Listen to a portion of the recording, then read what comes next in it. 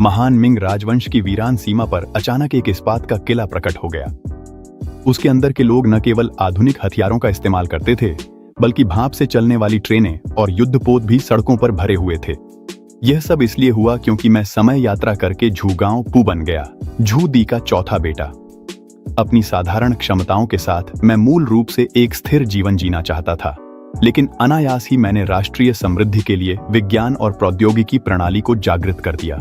भविष्य में मिंग राजवंश को पतन से बचाने के लिए मैंने झूदी को दृढ़ता से एक याचिका प्रस्तुत की, जिसमें ग्योंगजू द्वीप की रक्षा करने का अनुरोध किया। 10 साल का समय लगाकर मैंने आखिरकार द्वीप की तकनीक को भाप युग तक विकसित कर दिया। द्वीप पर हर किसी के पास एक बड़ा एके है, यहाँ तक कि बंदरगाह भी भाप से चलने वाले युद्धपोतों से भरा हुआ है। ठीक जब मैं ऑस्ट्रेलिया में उतरने और अमेरिका में प्रवास कर अपनी प्रतिभा दिखाने की तैयारी कर रहा था, झूदी अचानक सभी को ग्योंगजू द्वीप पर निरीक्षण के लिए ले आए। दूर से केवल सुनसान द्वीप ही दिखाई दे रहा था। इसी समय दूर एक भव्य शहर खड़ा था। उसकी भव्यता कुछ बड़े शहरों से कम नहीं थी। झूदी तुरंत ही स्तब्ध रह गए। इतना बड़ा शहर, क्या आप कह रहे हैं कि यह ग्योंगजू है?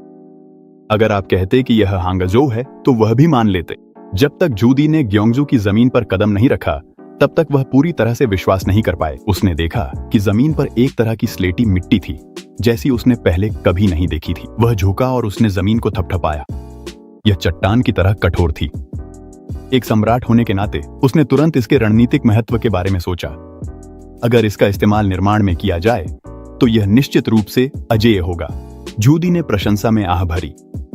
वह उम्मीद नहीं कर रहे थे कि द्वीप पर आते ही इतनी चमत्कारी सतह मिलेगी। असल में सिर्फ वही नहीं थे, यहां तक कि उनके साथ आए युवराज झू झांजी और दूसरे बेटे हान के राजकुमार झू गांशू ने भी जमीन की ओर देखा। वे खुद को रोक नहीं पाए और जमीन को करीब से देखने के लिए झुक गए। इसके बाद अधिकारी भी एक एक करके बैठ गए और ध्यान से निरीक्षण करने लगे। देखते देखते वे लगातार उसकी तारीफ करने लगे। अचानक एक शालीन हंसी सुनाई दी।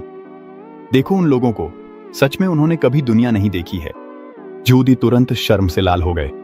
वे महान मिंग राजवंश के प्रतिष्ठित सम्राट थे। यह पहली बार था जब किसी ने उनके सामने उनका मजाक उड़ाया था। वे जल्दी से उठे और धीमी आवाज में बोले, लगता है कि चौथे बेटे का यह ग्योंगजू साधारण नहीं है। क्या यह सच में वैसा ही है जैसा झू गांशू ने कहा था कि चौथा बेटा ग्योंगजू में गलत इरादों के साथ आया है? लगता है कि इस बार मुझे सच में पूरी तरह से जांच करनी होगी। फिर उन्होंने सबको बताया, इस बार हम गुप्त रूप से द्वीप पर आए हैं। मेरे आदेश के बिना तुम लोग हमारी पहचान उजागर नहीं करोगे, समझे? यह सुनकर सभी चौंक गए और तुरंत एक स्वर में जवाब दिया। फिर झूदी ने फिर से कहा, झांजी, जाकर पता करो। हाँ, लेकिन ज्यादा देर नहीं हुई थी कि उन्होंने देखा झू झांजी एक अधेड़ उम्र के आदमी के साथ आ रहा है। दादाजी, ये सज्जन द्वीप के रिसेप्शनिस्ट हैं। मैंने अभी पूछा भी नहीं था और वे खुद ही पास आ गए। मेरा नाम वू काई है। मैं ग्योंगजू कस्टम्स का रिसेप्शनिस्ट हूं। शायद आप पहली बार ग्योंगजू आए हैं। मुझे नहीं पता कि आप पर्यटन, व्यापार या किसी मित्र से मिलने आए हैं। ग्योंगजू कस्टम्स के रिसेप्शनिस्ट की बात सुनकर झूदी ने फिर से एक भौं उठाई। ग्योंगजू कस्टम्स ऑफिस कब स्थापित हुआ था? मैंने इसके बारे में पहले कभी क्यों नहीं सुना? हम इस द्वीप पर एक मित्र से मिलने आए हैं। मुझे नहीं पता कि इस द्वीप पर कोई नियम है या नहीं। क्या आप हमें बता सकते हैं? ओह, तो आप एक मित्र से मिलने आए हैं, तो यह सुविधाजनक है। वू काई ने दूर खड़ी विशाल कस्टम्स बिल्डिंग की ओर इशारा किया और मुस्कुराते हुए कहा, कृपया मेरे साथ कस्टम्स चलिए ताकि वीजा की प्रक्रिया पूरी की जा सके। जिस व्यक्ति से आप मिलने जा रहे हैं उसका नाम बताइए। यह प्रक्रिया पूरी करने के बाद आप द्वीप में प्रवेश कर सकते हैं। लेकिन यह वीजा नाम की चीज क्या है? जिसे वीजा कहा जाता है वह द्वीप में प्रवेश के लिए एक पास है। झूदी के पीछे खड़े हानलिन अकादमी के महान विद्वान यांग रोंग ने यह सुनते ही जल्दी से अपने समूह का पास अपनी चोगा से निकाल लिया। हम सभी के पास यह पास है। मुझे लगता है कि कोई और प्रक्रिया करने की जरूरत नहीं है। वू काई ने सिर हिलाया और मुस्कुराते हुए कहा, यह पास वह पास नहीं है। मेरे द्वीप का वीजा पास के रूप में काम करने के अलावा उसमें प्रवेश और निकास की तारीख भी होती है। आपको वीजा में दी गई समय सीमा के भीतर द्वीप छोड़ना होगा। अगर आप ऐसा नहीं करते हैं और पकड़े जाते हैं तो आपको तुरंत निर्वासित कर दिया जाएगा। वीजा बनवाना केवल आपकी यात्रा की सुविधा के लिए नहीं है, बल्कि यह भी सुनिश्चित करने के लिए है कि बाहरी लोग अवैध रूप से न ठहरें। झूगांशु जब उसने मुझे रहस्यमय ढंग से बोलते देखा तो तुरंत नाखुश होकर बोला, क्या मजाक है? तुम्हारा यह ग्योंग प्रांत का द्वीप कोई धरती का स्वर्ग नहीं है। ऐसा कैसे हो सकता है कि यहां आने के बाद कोई वापस न जा सके? ग्योंग प्रांत की बात छोड़ो, यहां तक कि राजधानी में भी लोगों को इस तरह जबरदस्ती निकालने का कोई कारण नहीं है। लेकिन इस वू काई ने मुस्कुराते हुए कहा, सर ऐसा मत कहिए सर। राजधानी जरूरी नहीं कि मेरे ग्योंग प्रांत से बेहतर हो। हर साल लियांगवांग के दसियों हजार लोग सीमा पार कर इस द्वीप पर आना चाहते हैं। हमारे सीमा शुल्क अधिकारी ऊपर से नीचे तक भी बेहिसाब परेशान होते हैं। हर साल दसियों हजार लोग सीमा पार करते हैं। ये सुनने के बाद जूदी खुद को यांग रोंग की ओर देखने से नहीं रोक सके। उनकी आंखों में पूरी तरह से जांच पड़ताल झलक रही थी। इतना बड़ा मामला सक्रिय रूप से क्यों नहीं बताया गया? मिंग राजवंश ने घरों के पंजीकरण की एक अत्यंत सख्त प्रणाली लागू की थी। ऐसी स्थिति में जब दसियों हजार लोग विस्थापित हो रहे हों तो चाहे कुछ भी हो, इसकी सूचना दी जानी चाहिए थी। लेकिन नतीजतन शाही दरबार को इसकी कोई खबर नहीं मिली। क्या कोई इसे जानबूझकर छुपा रहा है या इसमें कोई साजिश है? जब यांग रोंग ने बुजुर्ग के चेहरे की अभिव्यक्ति देखी तो उसके दिल में कड़वाहट भर गई। हालांकि वह पहले झूदी के गोपनीय सचिव रह चुके थे, लेकिन उन्होंने सच में यह खबर कभी नहीं सुनी थी। इसी समय वू काई ने फिर मुस्कुराते हुए कहा, पिछले कुछ वर्षों में सभी बाहरी लोग जानते हैं कि मेरी क्योंग प्रीफेक्चर में जीवन बहुत अच्छा है। बिल्कुल, वे दूसरे स्थानों पर कष्ट नहीं झेलना चाहते। यह भी उनकी महामहिम क्योंग के राजकुमार की दयालुता के कारण है। हर बार जब वे सीमा पार करने वालों को निकालते हैं तो वे हमेशा उन्हें यात्रा के लिए कुछ पैसे देते हैं ताकि वे लौट सकें। इस तरह आते जाते हर कोई जानता है कि मेरी क्योंग प्रीफेक्चर समृद्ध है। इसके विपरीत सीमा पार करना अब और भी अधिक तीव्र हो गया है। जब आप लोग लौटें तो कृपया इसे न फैलाएं। अगर यह खबर फैल गई कि दरबार के शासन के अधीन प्रजा सीमा पार कर रही है तो क्या यह सम्राट के चेहरे पर तमाचा नहीं होगा? और ये बातें सुनकर सभी डर गए और कांपने लगे। फिर भी आप कहते हैं कि यह सम्राट के लिए तमाचा नहीं है। अभी सम्राट अपनी सारी प्रतिष्ठा खोने के कगार पर है। यह सोचकर सभी की नजरें अनायास ही झूदी के चेहरे की ओर मुड़ गईं। यिंग के ड्यूक झांग फू ने तो अपनी तलवार के दस्ते पर हाथ भी रख लिया ताकि किसी भी समय महामहिम के लिए बदला ले सकें।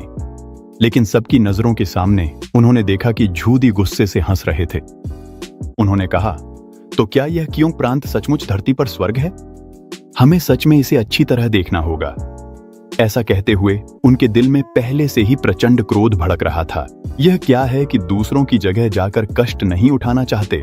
यह क्या मतलब है कि जी नहीं सकते? क्या मैं झूदी, जिसने 10 वर्षों से भी अधिक समय तक देश को मेहनत से चलाया है, तुम्हारे चौथे बेटे से भी कम हूं जो 10 साल से द्वीप पर रहकर विकसित हुआ है? चलो चलो हम सब देखें कि क्योंग प्रांत राजकुमार क्योंग के शासन में कितना समृद्ध है। यह सभी के लिए स्पष्ट था कि झूदी ने झू गांवपू के प्रति असंतोष विकसित कर लिया था। सिर्फ यिनडोजी झू गांवशू ने अपना मुंह ढककर चुपचाप हंसी छुपाई और मन ही मन चौथे भाई की तारीफ की कि उसने अच्छा काम किया है। तुम आग अपनी ओर खींच रहे हो, अब मुझे चिंता करने की जरूरत नहीं रहेगी।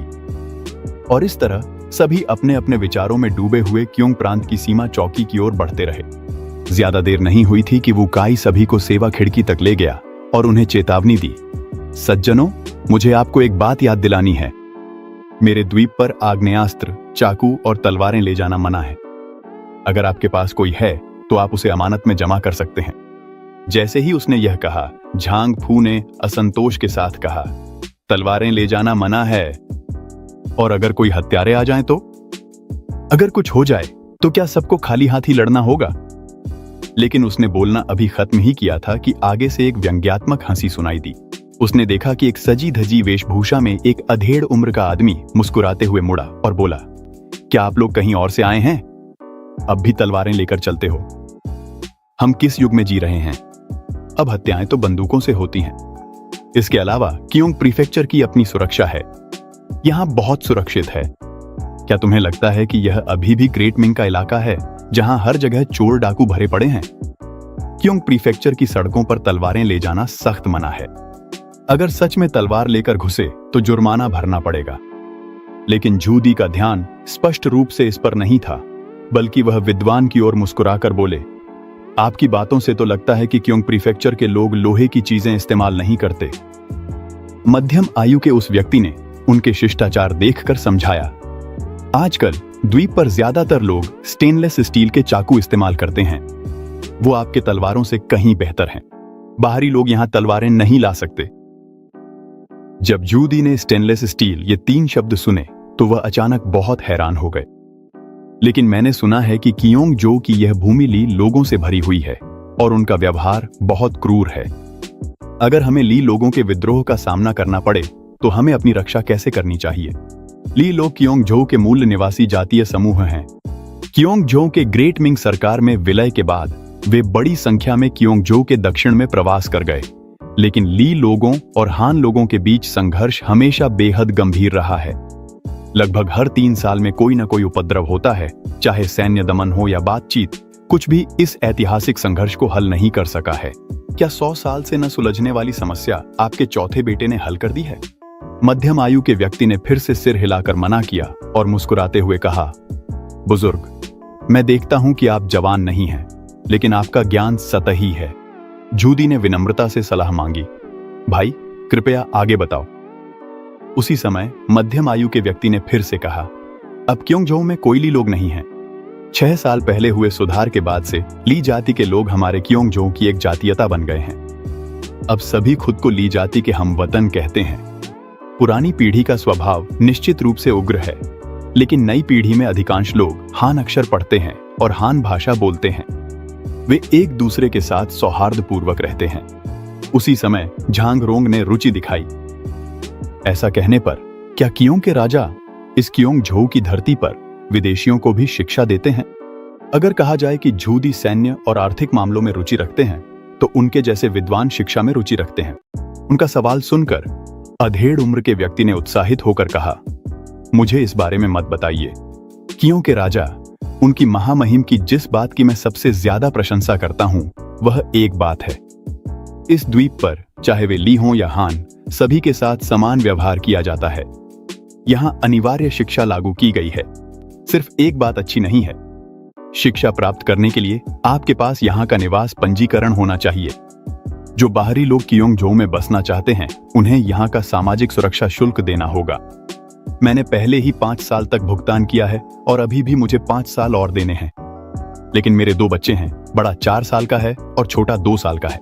5 साल बाद वे भी प्राथमिक विद्यालय शुरू कर सकेंगे। तब तक मुझे भी ग्योंगजू का निवासी माना जाएगा। जब मैं अपने पैतृक गांव वापस जाऊंगा और बात करूंगा तो सभी मुझे सम्मान देंगे। जूदी और बाकी लोग यह सुनकर और भी ज्यादा असहज महसूस करने लगे।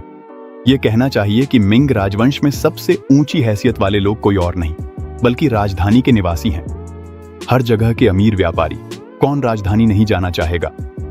लेकिन जब वे इस ग्योंगजू द्वीप पर पहुंचे, पूरे सफर के बाद, तो उन्होंने पाया कि लगभग हर कोई ग्योंगजू की ही चाहत रखता है। ऐसा लगता है कि अगर किसी को ग्योंगजू का निवास पंजीकरण मिल जाए तो शायद अमर भी उसे नहीं बदलेंगे। आखिर ग्योंगजू में ऐसा क्या है जो इन लोगों को आकर्षित करता है? जूदी को यह बिल्कुल भी समझ नहीं आया। इस बार वह मूल रूप से अपने बेटे को सबक सिखाने और साथ ही अपने चौथे बेटे जुगाओचू की दयनीय रोजमर्रा की जिंदगी देखने आया था। लेकिन नतीजा यह हुआ कि यहां पहुंचते ही उसने देखा कि हर कोई ग्योंगजू की तारीफ कर रहा है। इससे वास्तव में उसके दिल में संदेह भर गया। जैसे ही वह पूछने ही वाला था, उसने देखा कि अब उसकी बारी लाइन में आ गई है। उसने देखा कि खिड़की पर कुछ सुंदर युवतियां बैठी थीं। नाम, मूल स्थान। यहां किस लिए आए हो? झांगफू, जो सबसे आगे था, ने सिर ऊंचा करके कहा, मेरा नाम झांगफू है। मैं शांगफू, हेनान से हूं और एक दोस्त से मिलने आया हूं। यह कोई हैरानी की बात नहीं थी कि झांगफू का ऐसा रवैया था। उसके घमंडी होने के वाजिब कारण थे। उसके पिता जांगयू थे, जो जिंगन अभियान के प्रमुख नायकों में से एक थे। खुद झांगफू ने भी कई बार सैन्य उपलब्धियां हासिल की थीं और उस समय मिंग राजवंश का नंबर 1 जनरल माना जाता था। वह रोंगलू के महान मास्टर, राज्य के दाहिने स्तंभ और झिंग के ड्यूक जैसे महत्वपूर्ण पदों पर भी आसीन था। हालांकि झांगफू का नाम महान मिंग में गूंजता नहीं था, लेकिन वह अनजान भी नहीं था। लेकिन जब उसने अपना नाम बताया तो ऐसा लगा जैसे उस युवती ने उसका नाम कभी सुना ही नहीं हो। उसने तो सिर तक नहीं उठाया। क्या किसी दोस्त से मिलने आए हो? क्या तुम्हारे पास अपने दोस्त का विस्तृत संपर्क पता है? यह सुनकर झांगफू ने भौहें सिकोड़ लीं। उसने काफी देर तक सोचने के बाद कहा, मुझे नहीं पता वह कहाँ है। मुझे बस इतना पता है कि उसका नाम झांगफू है। वह मेरा तीसरा छोटा भाई है। वर्तमान में वह ग्योंग के राजकुमार की हवेली में सेवा कर रहा है। लेकिन इस बार उसने यह बात यूं ही कह दी और देखा कि युवती के चेहरे का भाव बदल गया। तुमने क्या कहा? क्या तुम कमांडर इन चीफ जांग के बड़े भाई हो? Commander in chief? यह सुनकर झांगफू हैरान रह गया। तुम कह रही हो कि मेरा निकम्मा तीसरा भाई कमांडर इन चीफ है? उसके दिल में उसके दोनों छोटे भाई जांग मैन और जांग युए निकम्मे थे। दूसरा भाई तो एक असली रईसजादा था। राजधानी में शायद ही कोई बुराई बची हो जो उसने न की हो। जहां तक तीसरे भाई जांगी की बात है, वह घमंडी, दिखावटी और हुक्म चलाने वाला था। अगर इस बड़े भाई की सुरक्षा न होती तो कौन जानता कि दोनों ने कितनी मुसीबतें खड़ी कर दी होती। उस साल उसने सुना कि ग्योंगजू के राजकुमार दक्षिण अपने जागीर में जाना चाहते हैं। इसलिए उसने खुद पहल करके आवेदन दिया कि उसका तीसरा भाई जांग युए भी उस दल में शामिल हो। असल में वह चाहता था कि यह लड़का इस वीरान जगह में खुद को मजबूत करे। लेकिन नतीजा यह हुआ कि आज जैसे ही उसने इस धरती पर कदम रखा, उसे पता चला कि वह छोटा भाई जिसे वह तुच्छ समझता था, इसी जगह का प्रधान सेनापति बन गया है। वह जो कि महान मिंग का प्रतिष्ठित जिंग ड्यूक है, ग्योंगजू के इस बंदरगाह में अपनी पहचान साबित करने के लिए एक निकम्मे भाई की प्रतिष्ठा पर निर्भर रहने को मजबूर था। यह सचमुच उल्टा पुल्टा संसार था। उसी समय एक अधेड़ उम्र का आदमी तेजी से अंदर के कमरे से बाहर आया। यह वही अधिकारी था जिसका नाम वूजिया था। वह सबके पास कड़वी मुस्कान के साथ आया, हाथ जोड़कर बोला, सज्जनों, चूंकि आप लोग कमांडर इन चीफ जांग के रिश्तेदार हैं, तो आपने पहले क्यों नहीं बताया? अगर मुझे पहले पता होता तो हमें यह झंझट वाला प्रवेश कागजी काम करने की जरूरत ही नहीं पड़ती। यह सुनकर झांगफू के दिल में थोड़ी राहत महसूस हुई। तभी उसके बगल में जूदी ने ठंडे स्वर में फुफकारते हुए कहा, कितना बेतुका है। बाकी सभी को द्वीप में प्रवेश के लिए सत्यापन दस्तावेजों की आवश्यकता होती है, लेकिन यहां आप लोग अपने संबंधों के कारण इससे छूट सकते हैं। ऐसा लगता है कि इस ग्योंगजू में अधिकारियों के बीच पक्षपात बहुत फैला हुआ है। जूदी पर जो थोड़ी अच्छी छाप अभी बनी थी, वह इस विशेषाधिकार के कारण तुरंत मिट गई। यह देखकर वूजिया तुरंत झुककर समझाने लगा, श्रीमान, कृपया शांत रहें। यह प्रवेश जांच मुख्य रूप से अवैध रूप से बसने वाले भिखारियों को रोकने के लिए है। चूंकि आप लोग कमांडर इन चीफ जांग के रिश्तेदार हैं, इसलिए निश्चित रूप से आप यहाँ अवैध रूप से नहीं रुकेंगे। यह अधिकारियों के बीच पक्षपात नहीं है, बल्कि एक विशेष मामला है जिसे विशेष रूप से संभाला जा रहा है। यह उचित और न्याय संगत है।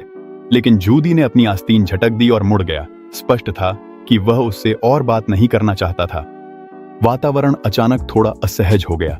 जूझांजी समय पर आगे आया और बीच बचाव किया। श्रीमान, कृपया ध्यान न दें। मेरे स्वामी ने तो बस यूं ही कह दिया था। अगर किसी विशेष मामले में अपवाद किया जा सकता है तो हम इसके लिए आभारी हैं। कृपया हमें चौकी से गुजरने दें। वूजिया ने फिर से हाथ जोड़ लिए। कृपया मेरे साथ आइए। फिर उसने उन्हें सीधे चौकी की ओर ले जाया। जब वे चौकी पर पहुंचे तो सामने का कर्मचारी एक काली लोहे की पट्टिका पकड़े हुए था और उसे लोगों के चारों ओर घुमा रहा था। जूझांजी ने जिज्ञासा से पूछा, माफ कीजिए, यह क्या है? वूजिया मुस्कुराया और बोला, यह एक सुरक्षा जांच है। हम चुंबकों का इस्तेमाल करते हैं ताकि लोग चोरी छिपे द्वीप में नियंत्रित चाकू और तलवारें न ला सकें। लेकिन आप लोग इससे मुक्त हैं। जब तक आप आग्नेयास्त्र नहीं लाए हैं, आप अंदर जा सकते हैं। जू गांवचू ने सीधा मजाक उड़ाया, भला ऐसा सामान कौन अपने साथ लाएगा? हालांकि मिंग राजवंश के पास आग्नेयास्त्र थे, उस समय के 3 नली वाले बंदूकें भारी और भरने में धीमी थीं। बहुत कम लोग इन्हें अपने साथ रखते थे। वूजिया मुस्कुराया और बिना कोई और सवाल किए सभी को सीधे चेक पॉइंट के लॉबी में ले गया। लॉबी में लोग आ जा रहे थे और वहां भीड़ थी। चारों ओर पारदर्शी खिड़कियां थीं। सबसे ज्यादा हैरानी की बात यह थी कि फर्श जेड की तरह चिकना और चमकदार था। शाम की रोशनी में लोगों की परछाई फर्श पर साफ दिखाई दे रही थी। जूदी हैरान था, यह जगह इतनी भव्य कैसे हो सकती है? यह तो सिर्फ कस्टम्स है। अगर तुम्हारा शहर का महल भी ऐसा ही है, तो क्या वह मेरे शाही महल से भी ज्यादा भव्य नहीं होगा? झूगे हुईशु ने मन ही मन सोचा, चौथे भाई ने इतनी भव्यता के लिए जनता का कितना पसीना और आंसू निचोड़ा होगा। यह देखकर वूजिया मुस्कुराया और बोला, ये तो कुछ भी नहीं है। अगर भव्यता की बात करें तो क्योंग के राजकुमार की हवेली नंबर 1 है।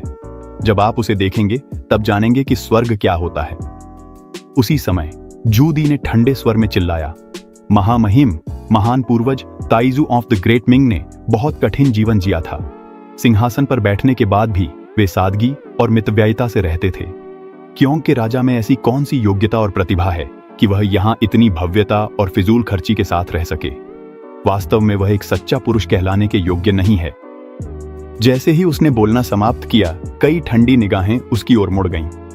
हमेशा कूटनीतिक रहने वाले वू काई का चेहरा अचानक ठंडा पड़ गया। महोदय, कृपया अपनी भाषा का ध्यान रखें।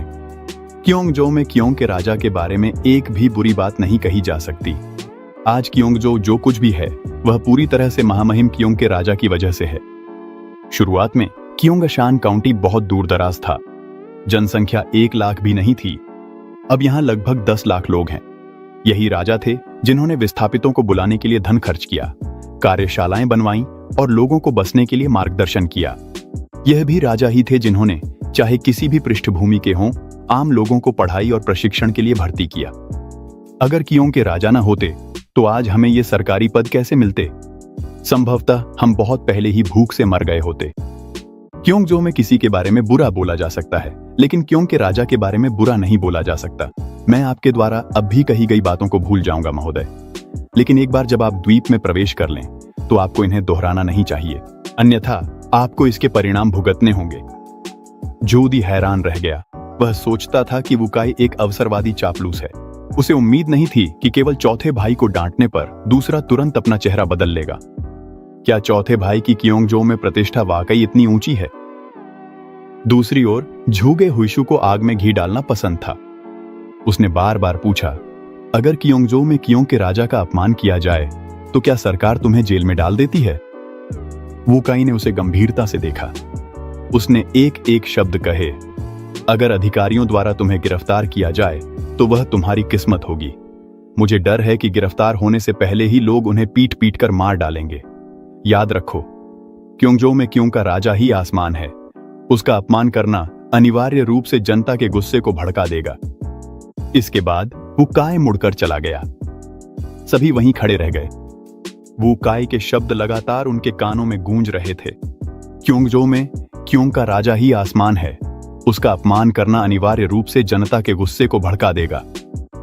बहुत अच्छा, इस बार तो वह दिखावा करने की भी कोशिश नहीं कर रहा।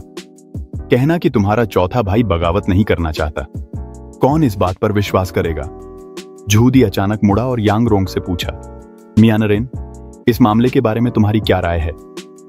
यांगरोंग काफी देर तक चुप रहा, फिर हाथ जोड़कर बोला, पूरी स्थिति जाने बिना मैं कोई टिप्पणी नहीं करूंगा। जूदी ने ठंडी मुस्कान दी। जाओ महान विद्वान के पास। दूसरे भाई शांजी, तुम दोनों की क्या राय है? झूगे हुइशु ने तुरंत जवाब दिया, और क्या राय हो सकती है? सेना को जुटाइए पिता, चौथा भाई विद्रोह करने ही वाला है। झू झांझी ने कुछ पल के लिए संकोच किया और फिर बोला, पूरी स्थिति जाने बिना मैं कोई टिप्पणी नहीं करूंगा। महान मिंग की वर्तमान स्थिति जटिल है। सम्राट जियानवेन का पता नहीं है। दरबार में प्रतिभाओं की कमी है। दूसरे चाचा और चौथे चाचा साधारण लोग नहीं हैं। झू झांझी ने बहुत पहले ही अपनी तीक्ष्णता छुपाना सीख लिया था। वह जानता था कि उसके दादा असल में उसके रिश्तेदारों के प्रति उसका रवैया जानना चाहते हैं, न कि उसके असली विचार। यह सुनकर जूदी ने ठंडे स्वर में मुस्कुराते हुए कहा, तुम भी उन्हीं में से हो जो गंदे पानी में मछली पकड़ते हैं। असल में उसे इस बात की चिंता नहीं थी कि क्योंग का राजा विद्रोह करेगा। महान मिंग की नींव क्योंगजो से कहीं अधिक मजबूत है। उसे तो बस जिज्ञासा थी। योंगले के पहले वर्ष में क्योंगजो की पंजीकृत जनसंख्या 4 लाख से भी कम थी। अब केवल क्योंगसहान काउंटी में ही लगभग 10 लाख लोग हैं। सिर्फ 11 वर्षों में यह कई गुना बढ़ गई है। यह सामान्य समझ से परे है। जब सभी लोग अपने अपने विचारों में डूबे हुए थे, यांगरोंग ने कहा, इस मामले का अनुमान लगाना कठिन नहीं है। क्या महामहिम को योंगले के 5वें वर्ष में अनाम की लड़ाई याद है? उसी वर्ष जियाओजी का नया प्रांत स्थापित किया गया था। जनगणना करते समय 2,80,000 परिवार कम पाए गए, कुल मिलाकर 10 लाख लोग। उस समय सोचा गया था कि वे समुद्र में समुद्री डाकू बन गए हैं, लेकिन पिछले कुछ वर्षों में समुद्र में डाकुओं की कोई खबर नहीं आई है। इन 10 लाख लोगों को क्योंगशान के मूल निवासियों, ली जाति के लोगों और दक्षिण की ओर प्रवास करने वाले लियांगुआंग के लोगों के साथ जोड़ दिया जाए तो इन्होंने क्योंगसहान की वर्तमान जनसंख्या का आकार बना लिया है। जूदी ने फिर से एक इशारे के साथ उसे बीच में रोक दिया। मूल रूप से उसे लगा था कि वह महान मिंग की नींव को कमजोर कर रहा है। सुनने के बाद उसे समझ में आ गया कि अनाम के जिन लोगों को तुमने शरण दी, असल में उन्होंने जियाउंजी की विद्रोही सेनाओं की ताकत को कमजोर कर दिया। शरण लिए गए शरणार्थियों ने भी स्थानीय स्तर पर उपद्रव होने से रोका, क्योंकि राजकुमार की न केवल कोई गलती नहीं थी बल्कि उसका तो योगदान भी था। यूदी ने खुद से बड़बड़ाया, यह लड़का वाकई में काबिल है, ऐसे ही लाखों लोगों को शरण दे देता है, समझता है कि मुसीबत कैसे खड़ी करनी है। वाकई में यह मेरा बेटा है। वह कभी नहीं डरता कि उसका बेटा आलसी होगा, बस डरता है कि उसके बेटे में काबिलियत ना हो। 16 साल की उम्र में उसे जागीर मिली और उसने इतनी गरीब जमीन पर ऐसा साम्राज्य खड़ा कर दिया। तेरी काबिलियत तो झूगे ऑक्स और झूगे ऑक्सू से कहीं ज्यादा है, जो सिर्फ एक ही चीज में अच्छे हैं। एक पल की लापरवाही में अचानक उसके मन में ख्याल आया, क्या हो सकता है कि चौथा बेटा ही सम्राट बनने के लिए सबसे उपयुक्त है? उसने तुरंत इस विचार को खारिज कर दिया। कोई आश्चर्य नहीं कि यूदी ने इस विचार को नकार दिया था। उसके दिल में वह कभी भी भरोसेमंद नहीं रहा है। तुम न केवल हर तरह के लोगों के साथ उठते बैठते हो, विद्वानों के शास्त्र नहीं पढ़ते, बल्कि यह भी प्रचार करते हो कि चेंगू का नव कन्फ्यूशियसवाद गलत है। अगर तुम्हारा राजकुमार का दर्जा न होता तो अब तक विद्वान और अधिकारी तुम्हारी मौखिक और लिखित आलोचना कर चुके होते। सेंसर भी अक्सर झांपन प्रस्तुत करते थे कि तुम अपने कर्तव्यों का पालन नहीं करते हो। यूदी ने तुम्हें पहले भी डांटा था, लेकिन तुमने न तो उसकी बात मानी बल्कि एक नया विचारधारा स्कूल भी बना डाला, जिसमें ज्ञान और कर्म की एकता की वकालत की और तथ्यों से सत्य की खोज की। तुमने तो यहां तक किया कि कुलीनों के बेटों को खेत जोतने और सुअर पालने के लिए भी ले गए। यूदी की नजर में यह कन्फ्यूशियस विद्वानों के लिए एक शर्मनाक बात है। भले ही तुमने क्योंगसान में कुछ हासिल कर लिया हो, लेकिन तुम्हारे पास सिंहासन विरासत में लेने का बिल्कुल भी कोई मौका नहीं है। सिंहासन को विद्वान अधिकारियों के साथ मिलकर ही शासित किया जाना चाहिए। चेंगू के नव कन्फ्यूशियसवाद का विरोध करना दुनिया के विद्वानों का विरोध करना है। तुम साम्राज्य को संभाल नहीं पाओगे। बुजुर्ग हुआंग, कोई खबर है क्या? वू काई की पुकार ने यूदी के विचारों को वापस ला दिया। यू झांझी पास आकर समझाने लगे, कस्टम विभाग ने झांग निवास पर तार भेजा है। चौथे चाचा दक्षिणी समुद्रों में जनरल चांग के साथ एक नया युद्धपोत आजमा रहे हैं। वापस आने में कुछ दिन लगेंगे, क्योंकि राजकुमार की हवेली ने हमसे संपर्क करने के लिए किसी को भेजा है। जब वह व्यक्ति आएगा, हम द्वीप में प्रवेश कर सकेंगे। बस जनरल चांग से मिलने के लिए कुछ दिन इंतजार करना होगा। यूदी ने सिर हिलाया। बिल्कुल सही समय पर। इन दिनों मैं देखूंगा कि क्योंगसान असल में कैसा है। क्या संपर्क करने वाला व्यक्ति झाओ रुई है? झाओ रुई कियोंग के राजकुमार की हवेली के मुख्य प्रबंधक हैं। झांग यी के साथ वे दो ही विश्वास पात्र हैं जिन्हें तुम साथ लाए थे। वह एकमात्र व्यक्ति भी है जो उनकी पहचान सकता है। यू झांझी ने सिर हिलाया। वह नहीं है। वह कियोंग के राजकुमार की हवेली का एक छोटा अधिकारी है, यू कियान, जो क्यांतांग जेजियांग से है। 3 साल पहले वह नए विचारधारा स्कूल का अध्ययन करने के लिए द्वीप पर आया था। उसने चौथे चाचा यू कियान का विश्वास और सराहना जीत ली थी। शायद वह भी कोई और अनपढ़ निकम्मा होगा। यूदी को इससे ज्यादा फर्क नहीं पड़ा। उसकी नजर में जो कोई भी पहल करके इस विधर्मी नई विचारधारा का अध्ययन करता है, वह जरूर कोई गद्दार और विद्रोही होगा। उसने तुरंत मुख्य बिंदु पकड़ लिया। यह टेलीग्राफ क्या है? यह जगह शहर से बहुत दूर है। दोनों हवेलियों को इतनी जल्दी सूचना देना कैसे संभव है? यू झांझी भी इसका जवाब नहीं दे सका। उसने बस इतना कहा जाता है कि यह हजारों किलोमीटर दूर तक खबर भेज सकता है। झूगे ऑक्सू ने टोकते हुए कहा, इसमें अजीब क्या है? क्या हमारी सीमा पर स्थित अग्निकुंड भी हजारों किलोमीटर दूर तक खबर नहीं पहुंचा सकते? यूदी के स्पष्ट रूप से सोचने से पहले ही वू काई फिर से उनके पास आ गया। श्री यू कियान अगली गाड़ी से आएंगे। सभी लोग मेरे साथ प्लेटफॉर्म पर चलिए ताकि शहर जाने वाली गाड़ी का इंतजार कर सकें। यूदी और बाकी लोग हैरान रह गए। क्या गाड़ियों के भी समय निर्धारित होते हैं? वह वू काई के पीछे पीछे सीमा शुल्क कार्यालय से बाहर चला गया। सभी ने देखा कि प्लेटफॉर्म के नीचे कई रेल की पटरियां थीं। झूगे ऑक्सू ने हैरानी से कहा, अरे ये सब बनाने में तो बहुत सारा लोहा लगा होगा। कच्चा लोहा तो महान मिंग द्वारा नियंत्रित सामग्री है। निजी सैनिकों की भर्ती और हथियार बनाना बहुत महंगा पड़ता है। चौथा, कितना उदार है। वह नीचे जाकर देखने ही वाला था, लेकिन वूकी ने उसे जल्दी से रोक लिया। सर, जल्दी वापस आइए, आप पटरियों के पास नहीं जा सकते, ट्रेन आने ही वाली है। उसने बोलना अभी खत्म ही किया था, दूर से एक तेज गर्जना सुनाई दी। पटरियां कांपने लगी। झूगे ओंक्सू ने मुड़कर देखा। उसने केवल एक काले लोहे के राक्षस को दहाड़ते और आगे की ओर झपट्टा मारते हुए देखा। अरे बाप रे, ये क्या बदतमीजी है। झांग फू ने तुरंत अपना तलवार निकाल ली ताकि झूदी की रक्षा कर सके। वह जोर से चिल्लाया, सम्राट की रक्षा करो, यहां एक राक्षस है। झूदी ने उस विशाल चीज को देखा। वह मन ही मन हैरान था। यह तो एक ट्रेन है, इतना लंबा लोहे का टुकड़ा, और इसे वाहन कहते हैं। झूदी ने अपने सामने खड़ी ट्रेन को देखा। मैं पूरी तरह से स्तब्ध रह गया। उनके विचार में वाहन अधिक से अधिक 2 पहियों और 5 घोड़ों वाली एक शाही गाड़ी हो सकती थी, लेकिन इस लोहे के बक्से में न तो घोड़े थे और न ही यह पता था कि इसमें कितने पहिए थे। यह महान मिंग राजवंश की विश्व दृष्टि के साथ पूरी तरह से असंगत था। राहत।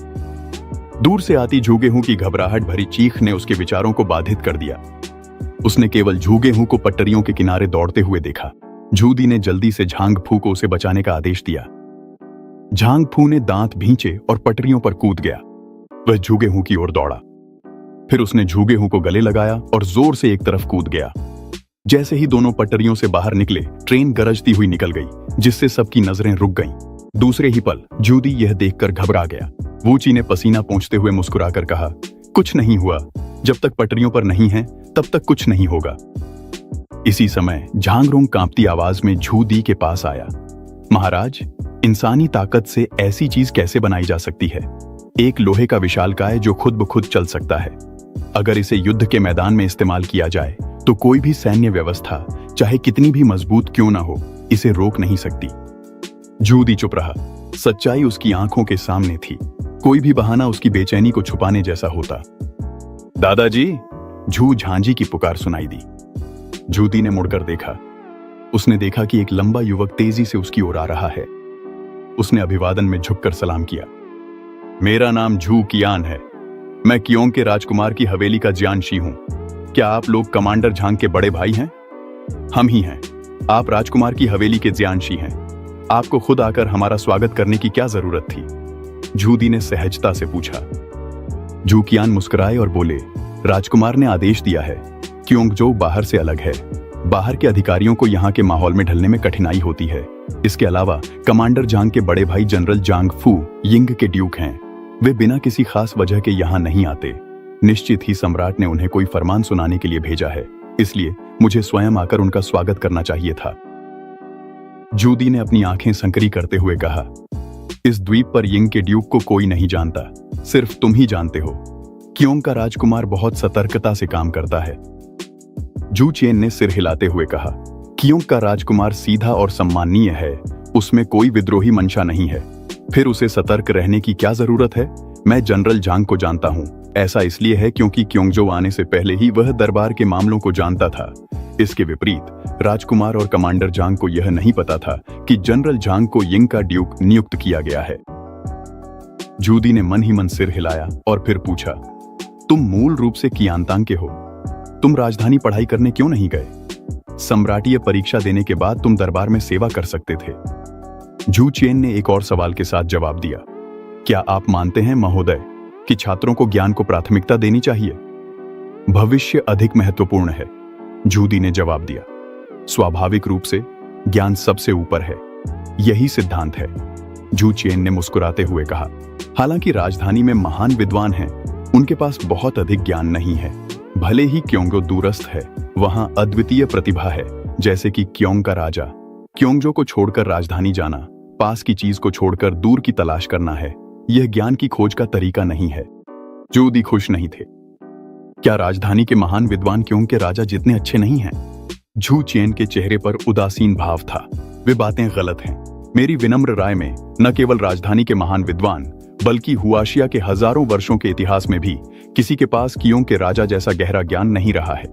यहाँ तक कि महान संत कन्फ्यूशियस भी कुछ मामलों में उनकी बराबरी नहीं कर सकते। झूदी ने उन्हें गुस्से से देखा। ये आदमी तो इतनी चापलूसी कर रहा है कि कह रहा है कि महान संत कन्फ्यूशियस भी चौथे राजा जितने अच्छे नहीं हैं। यह सचमुच बहुत बड़ी विधर्मिता है। जैसे ही झू चियन ने अपनी बात पूरी की, झांग रोंग गुस्से में एक कदम आगे बढ़े। क्या घमंडी छात्र है, तुम संत का अपमान करने की हिम्मत कैसे कर सकते हो? झू चियन ने जवाब दिया, मैंने ऐसी कौन सी बात कही है जिससे संत का अपमान हो? झांग रोंग ने कठोर स्वर में कहा, महान संत कन्फ्यूशियस सभी युगों के गुरु हैं। मेंसियस, चूशी और अन्य विद्वान भी कन्फ्यूशियसवाद का सम्मान करते थे। यहां तक कि कियोंग के राजा भी उनकी बराबरी करने की हिम्मत नहीं करते। और फिर भी तुम कहते हो कि महान संत कन्फ्यूशियस कियोंग के राजा जितने अच्छे नहीं हैं। यह तो किसी की चापलूसी करके किसी और को नुकसान पहुंचाना है। तुम न तो महान संत कन्फ्यूशियस का सम्मान करते हो और न ही कियोंग के राजा का। क्या तुम अपना अपराध स्वीकार करते हो? मालिक, आपने ठीक से नहीं सुना। झू कियान का चेहरा शांत था। मैंने कहा था कि महान संत कन्फ्यूशियस के भी कुछ ऐसे पहलू हैं जिनमें वे तुलना नहीं कर सकते, न कि वे बिल्कुल भी तुलना नहीं कर सकते। पहला वाक्य यह दर्शाता है कि कुछ ऐसे क्षेत्र हो सकते हैं जिनमें वे तुलना नहीं कर सकते। दूसरा वाक्य पूरी तरह हीनता को दर्शाता है। इन दोनों में जमीन आसमान का फर्क है। झांग रोंग अब भी संतुष्ट नहीं था। तो बताओ, किस मामले में महान संत कन्फ्यूशियस कियोंग के राजा की तुलना में कम है? झू कियान ने ट्रेन की ओर इशारा किया। उदाहरण के लिए यह चीज, क्या इसे कियोंग के राजा ने बनाया था? क्या महान संत कन्फ्यूशियस इसे बना सकते थे? झांग रोंग तुरंत निरुत्तर हो गया। इस लोहे के टुकड़े की बात करें तो महान संत कन्फ्यूशियस को छोड़ ही दो, सभी युगों के सारे संत भी मिलकर इसे नहीं बना सकते थे। उसके पास खड़े झू झांझी अपनी हंसी रोक नहीं सके और जोर जोर से हंस पड़े। झांग रोंग का चेहरा तुरंत शर्म से लाल हो गया। झूदी ने झू झांझी की ओर एक नजर डाली और बीच बचाव करते हुए कहा, तुम बहुत वाकपटु हो। अगर हम चतुराई और कौशल की बात करें तो कियोंग के राजा निस्संदेह इस युग के नंबर 1 हैं। उन्होंने यांग रोंग को एक रास्ता भी दिया और साथ ही चू गाओ शू को भी हल्के से नीचा दिखाया। यू कियान ने इस विषय पर बहस नहीं की और विषय बदल दिया। महाशयों, आपको और देर करने की जरूरत नहीं है, अगली ट्रेन आने ही वाली है। पहले आप लोग ट्रेन में चढ़ जाइए। वैसे आप में से कौन यिंग के ड्यूक हैं? उसकी नजर चूदी पर पड़ी, जिसकी मुद्रा सबसे अधिक वीरतापूर्ण थी। अचानक सभी को छू गाओ शू की याद आ गई। दूर से वूची और यांगफू उसे चलने में सहारा दे रहे थे। चू गाओ शू का सिर खून से लथपथ था। वह सिर पर रूमाल बांधे हुए कराह रहा था। जैसे ही उसने छूती को देखा, चू गाओ शू जमीन पर घुटनों के बल बैठ गया और फूट फूट कर रोने लगा। उस पिछले राक्षस ने लगभग इस बेटे को तुम्हें दोबारा देखने से रोक ही दिया था। शुरुआत में चूदी ने थोड़ी चिंता दिखाई, लेकिन उसकी हालत देखकर उसका चेहरा कठोर हो गया। अगर मरे नहीं हो तो उठ जाओ। तुम्हारी उम्र कितनी हो गई है? क्या तुम्हें शर्म नहीं आती? उसने तुरंत होशियान को आदेश दिया कि वह उसे उठने में मदद करे। वह मुड़ा और सबको बोला, पहले ट्रेन में चढ़ जाओ। यह देखकर यू कियान ने भौहें सिकोड़ लीं। क्या कोई हमलावर था? झू झांझी ने हंसी रोकते हुए कहा, यह मेरे दूसरे चाचा हैं। अभी कुछ देर पहले इन्होंने देखा कि पटरियों में कुछ अजीब है और जब नीचे देखने गए तो गिर पड़े। सौभाग्य से यिंग के ड्यूक ने इन्हें बचा लिया। यू कियान ने झांग फू की ओर देखा और जल्दी से उनकी चोटों के बारे में पूछताछ की। झांग फू ने हैरानी से कहा, क्या तुम मुझे जानते हो? यू कियान ने अपनी यात्रा का उद्देश्य समझाया। झांग फू ने जूदी की ओर देखा। जूदी ने हाथ हिलाया। अब बहुत हो गया, सभी लोग वाहन में चढ़ जाएं। जैसे ही वह बैठे, झू झांझी ने पूछा, यह ट्रेन कब रवाना होगी? यू कियान ने जवाब दिया, जब सभी यात्री चढ़ जाएंगे तब रवाना होगी। हर घंटे एक यात्रा होती है। झू दी ने सोच में डूबी हुई अभिव्यक्ति बनाई।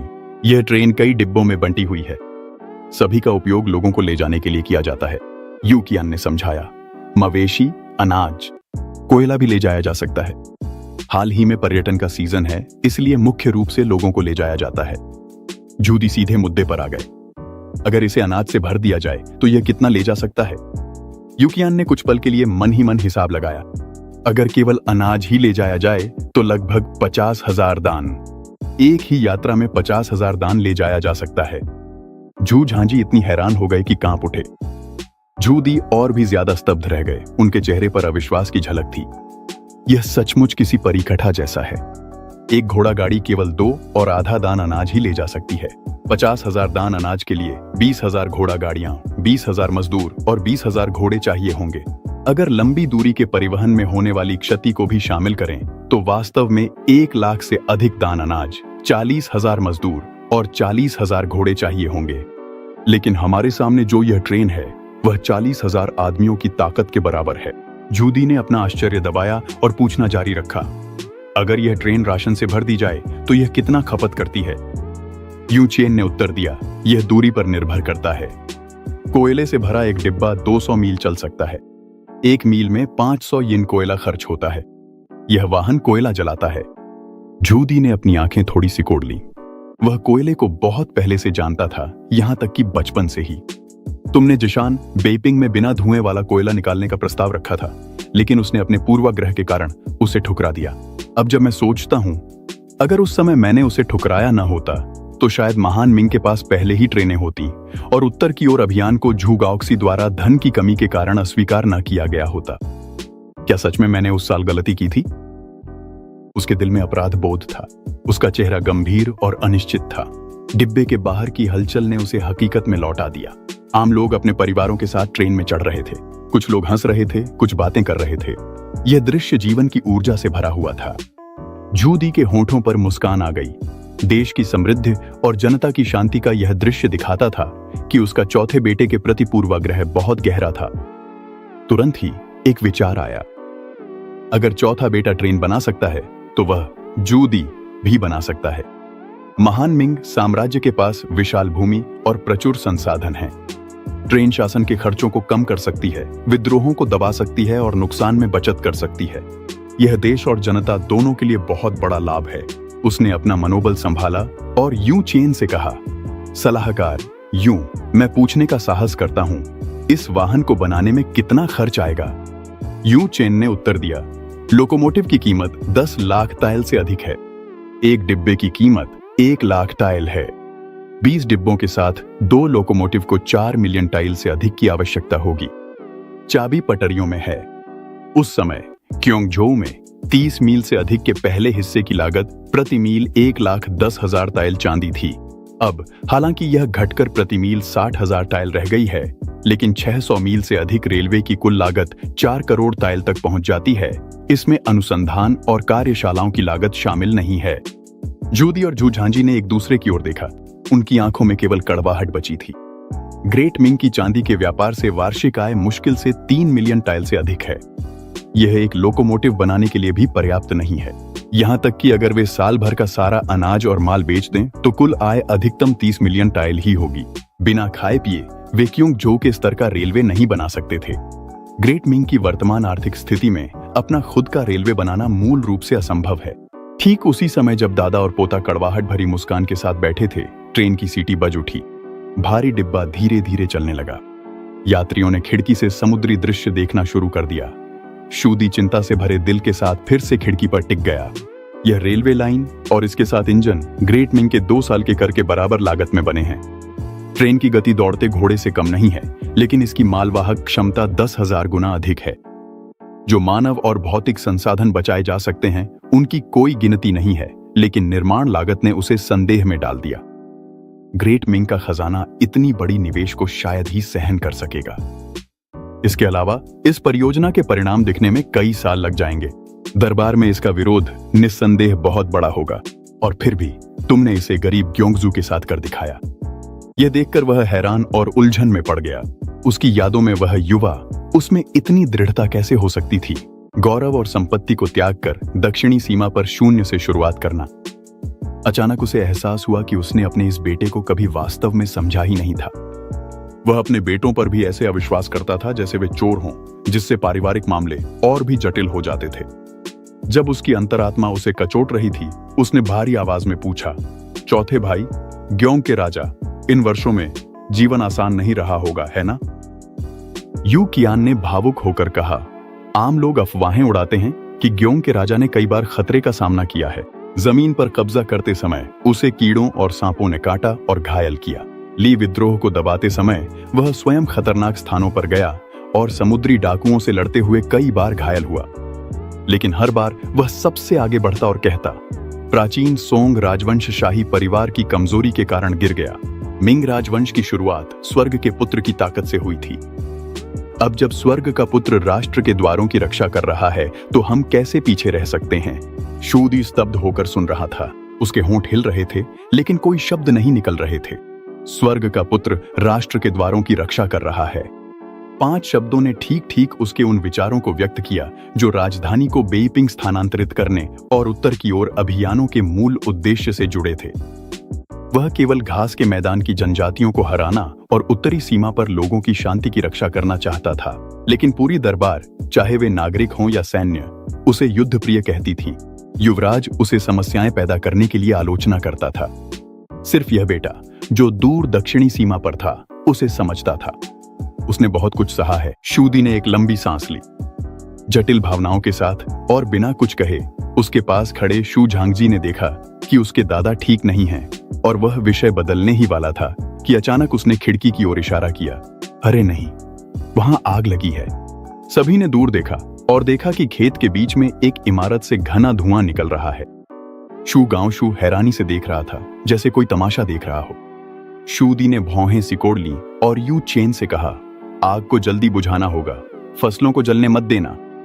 लेकिन यू चेन शांतिपूर्वक मुस्कुराया। चिंता मत कीजिए सज्जनों, वह आग नहीं है, वह ग्योंगजू की स्टील फैक्ट्री है जो स्टील बना रही है। सभी लोग हैरान रह गए, यह देखकर उत्सुक थे कि इस स्तर की स्टील उत्पादन कितनी विशाल है। ट्रेन गुजर गई। सभी ने स्टील फैक्ट्री की विशाल चिमनियों को धुआं छोड़ते देखा, जिसका पैमाना ग्रेट मिंग के 13 लोहे के कारखानों से कहीं अधिक था। शूदी खुद को पूछने से रोक नहीं सका, ऐसी एक स्टील फैक्ट्री एक साल में कितना कच्चा लोहा और स्टील बना सकती है। यू कियान ने सीधे कहा, ग्योंगजू में वर्तमान में 5 स्टील फैक्ट्रियां हैं। पिछले साल उन्होंने 9 लाख टन स्टील का उत्पादन किया, जो लगभग 1800 करोड़ येन के बराबर है। इस साल 1 मिलियन टन तक पहुंचने की उम्मीद है। इन शब्दों ने सभी को स्तब्ध कर दिया। शू गांवशू और भी ज्यादा कांप रहा था। ग्रेट मिंग की कुल वार्षिक कच्चे लोहे की उत्पादन क्षमता ग्योंगजू की 1/10 भी नहीं थी। उसने शूसी की सेना के लिए 1 लाख से अधिक येन का कच्चा लोहा खरीदा था और उसे इसके लिए हजारों ताइल खर्च करने पड़े थे। और चौथा भाई हर साल 1800 करोड़ येन का उत्पादन कर सकता है। इस पृष्ठभूमि ने उसे भीतर ही भीतर प्रसन्न कर दिया। चौथे भाई के समर्थन के साथ बूढ़े के पास निश्चित रूप से उसे नियंत्रित करने का समय नहीं होगा। दूसरी ओर शूदी और शू झांगजी पूरी तरह से स्तब्ध थे। यह उत्पादन उनकी समझ से परे था। ग्योंगजू एक साल में इतना लोहा क्यों बनाता है? शूदी ने अपना आश्चर्य दबाया और पूछना जारी रखा। यू कियान ने समझाया, कच्चा लोहा और स्टील ग्योंगजू की औद्योगिक नींव है। रेल, ट्रेनें, मशीनरी, रोजमर्रा के बर्तन, यहां तक कि निर्माण कार्यों में भी इनकी जरूरत होती है, जैसे कस्टम हाउस और बंदरगाह के निर्माण में। इनमें 10,000 टन स्टील का इस्तेमाल हुआ है। फिलहाल लाखों टन का उत्पादन भी मांग को पूरा करने के लिए पर्याप्त नहीं है। शूदी स्तब्ध रह गया। उसने कभी नहीं सोचा था कि लोहे का इस्तेमाल घर बनाने में भी हो सकता है, लेकिन जब उसने ग्योंगजू की वास्तुकला को अपनी आंखों से देखा तो पाया कि लोहे को जोड़ने से इमारत वाकई ज्यादा मजबूत हो जाती है। बस अगर भविष्य में उसके वंशजों को युद्ध करना पड़े तो इतनी मजबूत रक्षा को कैसे तोड़ा जा सकेगा? उसका दिल और भी ज्यादा चिंताओं से भर गया। शू झांगजी को एहसास हुआ कि उसका चौथा चाचा कितना डरावना था और उसने खुद फैल करके पूछा कि ग्योंगजू को इतना लोहा कहां से मिलता है। यू कियान ने जवाब दिया कि ग्योंगजू के पास पहले से ही खदानें थीं। ग्योंग के राजा ने खोजबीन के दौरान एक संबंधित लौह खदान की खोज की थी। इसके अलावा वह एक खुली खदान थी। सिर्फ ऊपरी परत हटानी होती थी और फिर उसे निकाला जा सकता था। भंडार लगभग 400 मिलियन टन के हैं। वर्तमान गति से इसे कई दशकों तक निकाला जा सकता है। शू झांगजी का दिल भारी हो गया। उस चौथे चाचा की योजनाएं बहुत गहरी और दीर्घकालिक थीं, लेकिन खनिज एक दिन खत्म हो ही जाएंगे। यू कियान ने विषय बदल दिया। ग्योंग का राजा पहले ही दक्षिण की ओर ऑस्ट्रेलिया की तरफ बढ़ने की योजना बना रहा है। अफवाह है कि वह स्थान नान्यांग के दक्षिण में है, जिसकी लंबाई 10,000 मील है और वहां खनिजों की अत्यधिक प्रचुरता है। भविष्य में ग्योंगजू के अधिकांश लोग वहीं बस जाएंगे। क्या ग्योंग का राजा ऑस्ट्रेलिया में बसना चाहता है? झूदी और झू झांजी दोनों एक साथ चौंक गए। क्या चौथे भाई का बिल्कुल भी इरादा ग्रेट मिंग लौटकर विद्रोह करने का नहीं था, बल्कि वह बाहर जाकर अन्वेषण करना चाहता था? पहले की चिंताएं शायद व्यर्थ थीं। इस समय झूदी को डर था कि तुम विद्रोह करोगे और साथ ही यह भी डर था कि तुम विद्रोह नहीं करोगे। झूदी के लिए ग्रेट मिंग साम्राज्य जिसे बनाने में उसने इतनी मेहनत की थी, अगर उसका सबसे छोटा बेटा उसे ऑस्ट्रेलिया से भी कमतर समझता है तो यह न केवल उसकी विरासत को नकारना है बल्कि उसके अपने प्रयासों को भी नकारना है। उसके दिल में राहत भी थी और निराशा भी। झू झांझी के लिए उसने अभी अभी अपने चौथे चाचा को सिंहासन के लिए प्रतिद्वंद्वी के रूप में देखा था और अब दूसरा व्यक्ति प्रवास करना चाहता था। उसे लगता था कि सिंहासन के लिए उसकी अपनी लड़ाई तुच्छ है और साथ ही उसे शक भी था कि यह सब एक दिखावा है। आखिरकार हुआशिया में युद्ध में छल कपट की कला को महत्व दिया जाता है। ग्योंगजू की इस्पात उत्पादन ने उसे सतर्क रहने के लिए मजबूर कर दिया था, इसलिए झू झांझी ने सवालों के साथ दबाव डाला। सलाहकार, क्या मैं पूछ सकता हूं ऑस्ट्रेलिया कहां है? युकियान ने उत्तर दिया, अफवाह है कि यह बोर्नियो देश के दक्षिण पूर्व में स्थित है। ग्योंग का राजा पहले ही वहां की स्पष्ट रूप से खोज कर चुका है। यह ग्योंगजू से 5000 ली से अधिक और बोर्नियो के टिमोर द्वीप से 600 ली से अधिक दूर है। जूदी ने भौहें सिकोड़ लीं। नानयांग के बारे में ग्रेट मिंग का ज्ञान मुख्य रूप से झेंगहे की यात्राओं से आया था। झेंगहे कभी दक्षिणी गोलार्ध में नहीं गया था, तो बोर्नियो के दक्षिण में कोई महाद्वीप कैसे हो सकता है? यांगरोंग, जो अब तक चुप था, अचानक उठ खड़ा हुआ। आप भूल गए हैं मेरे स्वामी, 4 साल पहले जब झेंगहे दरबार में लौटा था तो उसने एक सुनहरा खरगोश पेश किया था जो लगभग एक इंसान जितना ऊंचा था और उसके पेट में एक थैली थी। बोर्नियो के दूत ने कहा था कि यह खरगोश दक्षिण की एक बड़ी द्वीप से आया है। यह द्वीप बड़ा है, लेकिन वहां बहुत सारे रेगिस्तान हैं और पालदार जहाजों के लिए वहां पहुंचना मुश्किल है। झेंगहे ने कभी इसका अन्वेषण नहीं किया। निश्चित रूप से ग्योंग के राजा जिस ऑस्ट्रेलिया की बात कर रहे हैं वह यही द्वीप है। युकियान ने सिर हिलाकर पुष्टि की। झूदी अब भी संदेह में था। अगर वह एक रेगिस्तान है तो वहां प्रवास कैसे किया जा सकता है? युकियान ने समझाया, इस द्वीप के केवल उत्तर में ही रेगिस्तान है। दक्षिण में बारिश होती है, भूमि उपजाऊ है और यह करोड़ों लोगों का भरण पोषण कर सकती है। इसके अलावा रेगिस्तान के नीचे कई खदानें हैं। इस द्वीप का सोने का उत्पादन दुनिया में सबसे अधिक है। ऑस्ट्रेलिया में प्रवास करना केवल एक अस्थायी योजना है। ग्योंग के राजा की योजनाओं में एक बार जब ऑस्ट्रेलिया में आधार स्थापित हो जाएगा तो स्वर्ण महाद्वीप में भी प्रवास शुरू किया जाएगा। यह एक महाद्वीप है जो सुदूर पूर्व की भूमि में स्थित है। भूमि समतल है और मिट्टी उपजाऊ है। यह सैकड़ों करोड़ लोगों का भरण पोषण कर सकती है और यहाँ के खनिज ऑस्ट्रेलिया से भी अधिक प्रचुर मात्रा में हैं। यह सुनकर सभी लोग स्तब्ध रह गए। यू गांशु बड़बड़ाया, क्या स्वर्ण महाद्वीप सचमुच अस्तित्व में है? क्या वहां हर जगह सोना ही सोना है? अचानक उसे महसूस हुआ कि अब सिंहासन उतना आकर्षक नहीं रह गया है। स्वर्ण महाद्वीप में जाकर आराम करना सम्राट बनने की कठिन मेहनत से कहीं अधिक आरामदायक है। झू झांझी ने ठंडे स्वर में कहा, इतना अच्छा कुछ हो ही नहीं सकता। लेकिन उसके दिल में वह मानता था कि उसका चौथा चाचा लोगों को अपने पक्ष में करने के लिए कहानियां गढ़ रहा है। लेकिन जूदी ने धीरे से अपनी दाढ़ी सहलाई। मुझे लगता है कि स्वर्ण महाद्वीप सचमुच अस्तित्व में हो सकता है। पूर्व में अवश्य ही कोई महाद्वीप होना चाहिए दादाजी। झू झांझी अधीर हो रहा था। यह तो साफ तौर पर बच्चों की कहानी है। बुजुर्ग ने इस पर विश्वास कैसे कर लिया? झांझी, कुछ मत कहो। जूदी ने अधीर झू झांझी को रोकने के लिए हाथ उठा दिया। वह अपने इस पोते को बहुत अच्छी तरह समझता था। उसे पता था कि वह तुम्हारी बातों को एक छलावा मानता है, लेकिन उसने देखा कि झू झांझी बहुत जल्दीबाजी कर रहा था। वह मानता था कि स्वर्ण महाद्वीप अस्तित्व में है, यूं चेन की वजह से नहीं, बल्कि इसलिए कि जब तुम 15 साल के थे तब तुमने पूर्व में एक महाद्वीप होने की बात कही थी। उस समय तुम्हारे पास धोखा देने का कोई कारण नहीं था। केवल उसके द्वारा तुम्हें ठुकराए जाने के बाद तुमने खुद ही उसका पता लगाने के लिए ग्योंगजू में जागीरदार बनने की मांग की थी। अब ग्योंगजू एक बंजर भूमि से उभर आया है। तुम्हारी बातें स्वाभाविक रूप से विश्वसनीय हैं। और भी महत्वपूर्ण बात यह है कि तुम्हारे सही होने को स्वीकार करना, यह मानना होगा कि उस समय वह गलत था। लेकिन सम्राट कभी गलत नहीं हो सकता। युकियान के जाने के बाद जूदी ने झू झांझी से पूछा, क्या तुम अपने चौथे चाचा पर भरोसा नहीं करते? झू झांझी घबराकर सिर झुका लिया। जूदी ने फिर से उसे उपदेश देने के लिए उंगली उठाई। तुम अजनबियों पर भरोसा न करो, लेकिन कभी भी अपने परिवार पर अविश्वास मत करो। इतिहास में कितने ही मामले नीच लोगों की निंदा के कारण बर्बाद हो गए हैं। सम्राट यांगवेन ने सिंहासन क्यों खो दिया? क्योंकि उसने अजनबियों पर भरोसा किया और अपने वफादारों को हटा दिया, लोगों की हत्या की, और उसने अपने ही परिवार पर भरोसा नहीं किया। भले ही शाही परिवार में सिंहासन के लिए प्रतिस्पर्धा हो, लेकिन भाई भाई के बीच हत्या नहीं होनी चाहिए।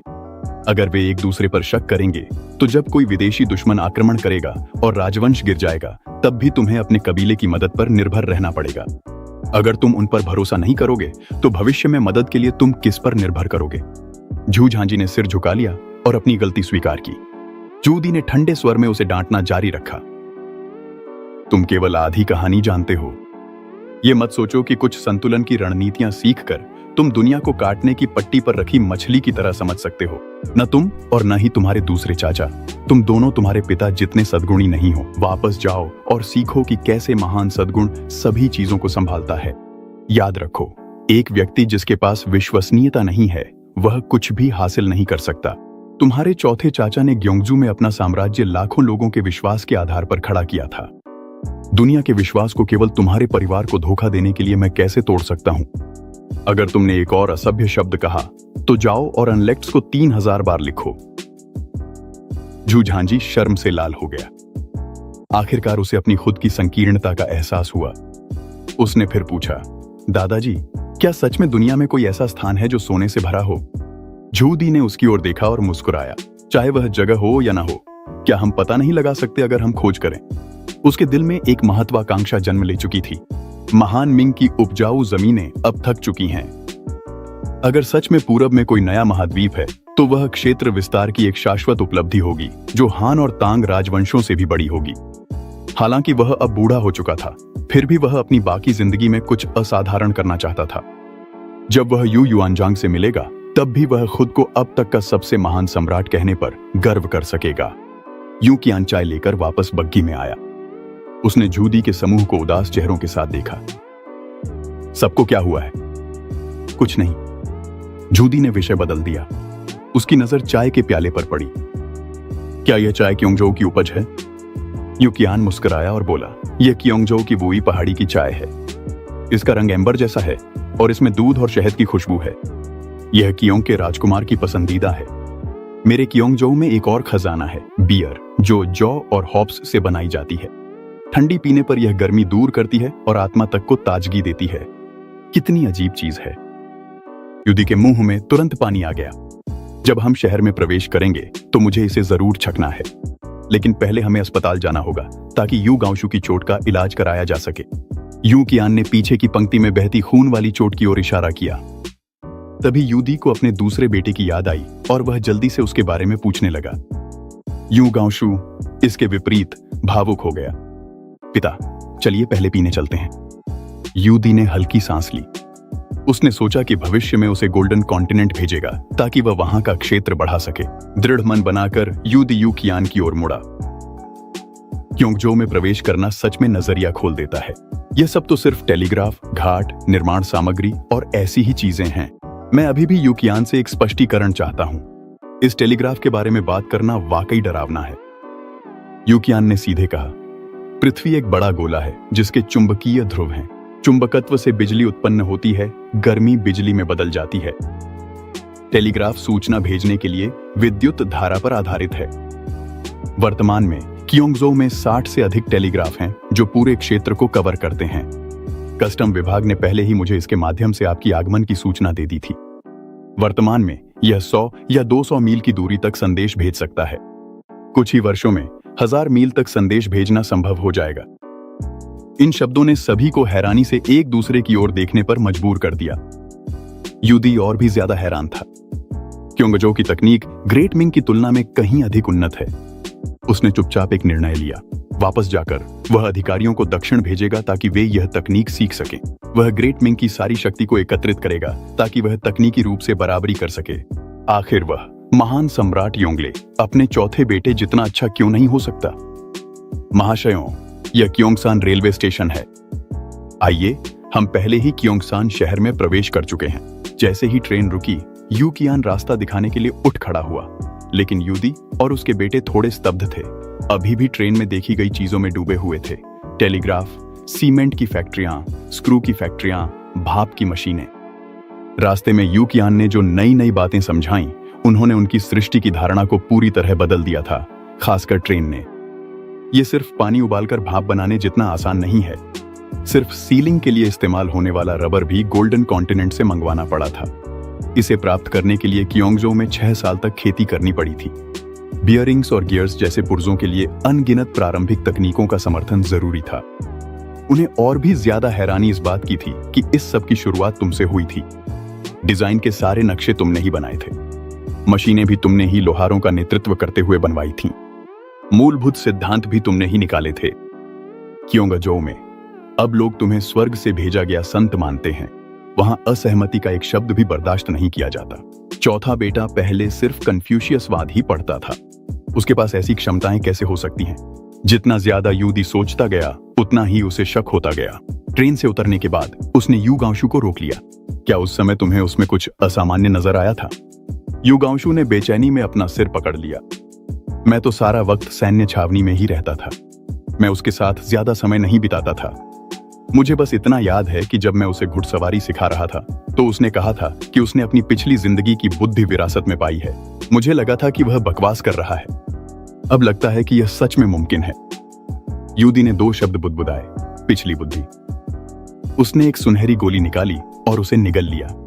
यू गांशु ने लालच में एक गोली मांगी। जैसे ही उसने उसे संभाला, उसने यू कियान को पुकारते सुना, गाड़ियां तैयार हैं। पहले हम अस्पताल जाकर घावों का इलाज करवाएंगे, फिर खाना खाएंगे। स्टेशन से बाहर निकलते ही सब हैरान रह गए।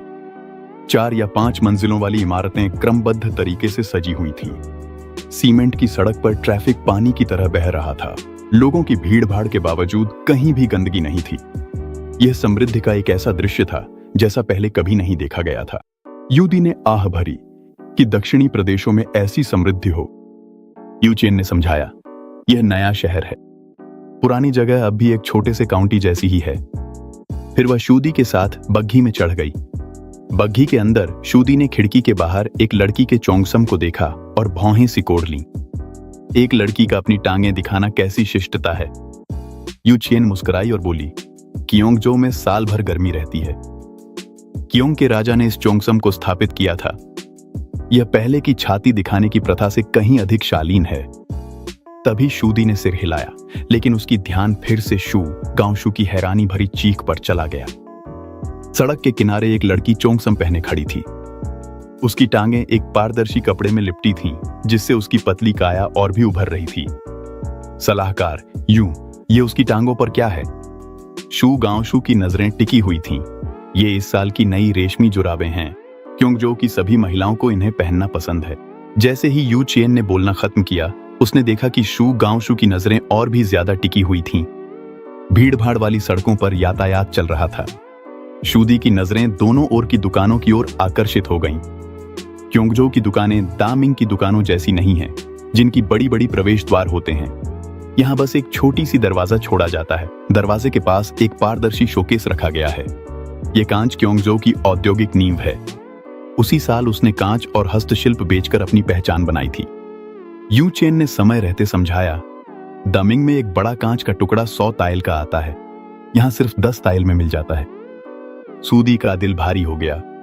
अगर इसे लियांगवांग ले जाया जाए तो मुनाफा 10 गुना हो सकता है। इस रफ्तार से क्या दामिंग का सारा पैसा यहां नहीं आ जाएगा? उसे अच्छी तरह पता था कि दरबार के पास चांदी की कमी है और मुश्किलें दूर करने के लिए कागजी मुद्रा जारी कर रहा है। यह मूल्य अंतर उसके लिए स्वीकार करना मुश्किल था। महानुभाव बहुत अधिक चिंता कर रहे हैं। यू कियान ने सिर हिलाया। हालांकि कियोंगजो के उत्पाद सस्ते हैं, लेकिन वे आम लोगों के उपभोग की चीजें नहीं हैं। अधिकांश खरीदार अधिकारी और कुलीन लोग हैं। वे आमतौर पर अपना सोना और चांदी जमीन के नीचे दबा देते हैं। पैसे को चलन में रहने देना ही बेहतर है। कियोंगजो को दामिंग से लकड़ी और रेशम खरीदना पड़ता है।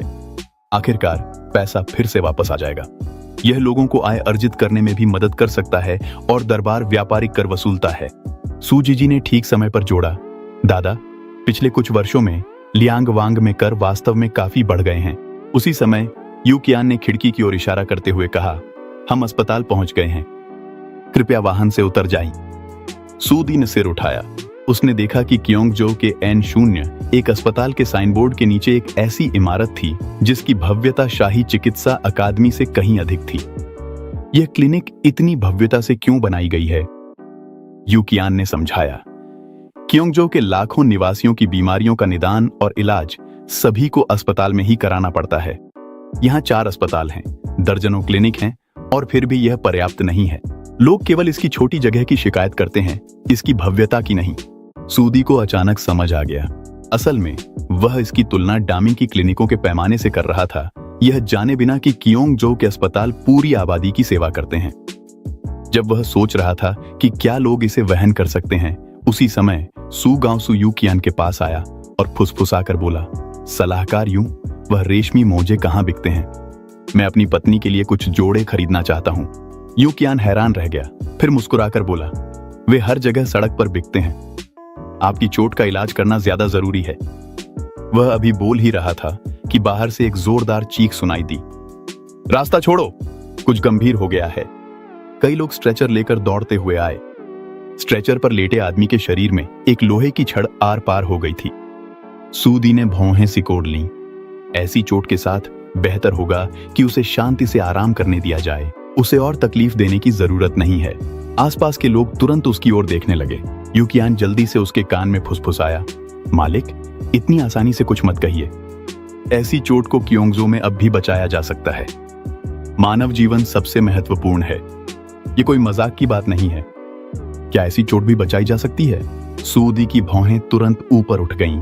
सूदी ने अस्पताल की ओर देखा, अब भी अपना संदेह छुपा नहीं पा रहा था। क्या इस अस्पताल में कोई ऐसा दिव्य चिकित्सक है जो मरे हुओं को जिंदा कर सके और मांस व हड्डियों को फिर से बना सके? ऐसा नहीं है। यूकियान ने सिर हिलाया। कियोंगजो में केवल कियोंग के राजा को ही दिव्य चिकित्सक कहा जा सकता है। अस्पताल में ज्यादातर लोग मेडिकल स्कूल के स्नातक हैं। गंभीर बीमारियों का इलाज करना मुश्किल हो सकता है, लेकिन हल्की बीमारियां कोई समस्या नहीं है। पहले घायल व्यक्ति का इलाज कियोंग के राजा के पहले बैच के छात्रों द्वारा किया जाएगा। उनकी चिकित्सकीय क्षमताएं काफी अच्छी हैं। यह कहने के बाद यूकियान आपातकालीन सर्जरी के पंजीकरण काउंटर पर गया। सूदी उस पंजीकरण फॉर्म को देखता रह गया जो उसे खिड़की से दिया गया था। एक और सवाल उठा, यह पंजीकरण किस लिए है?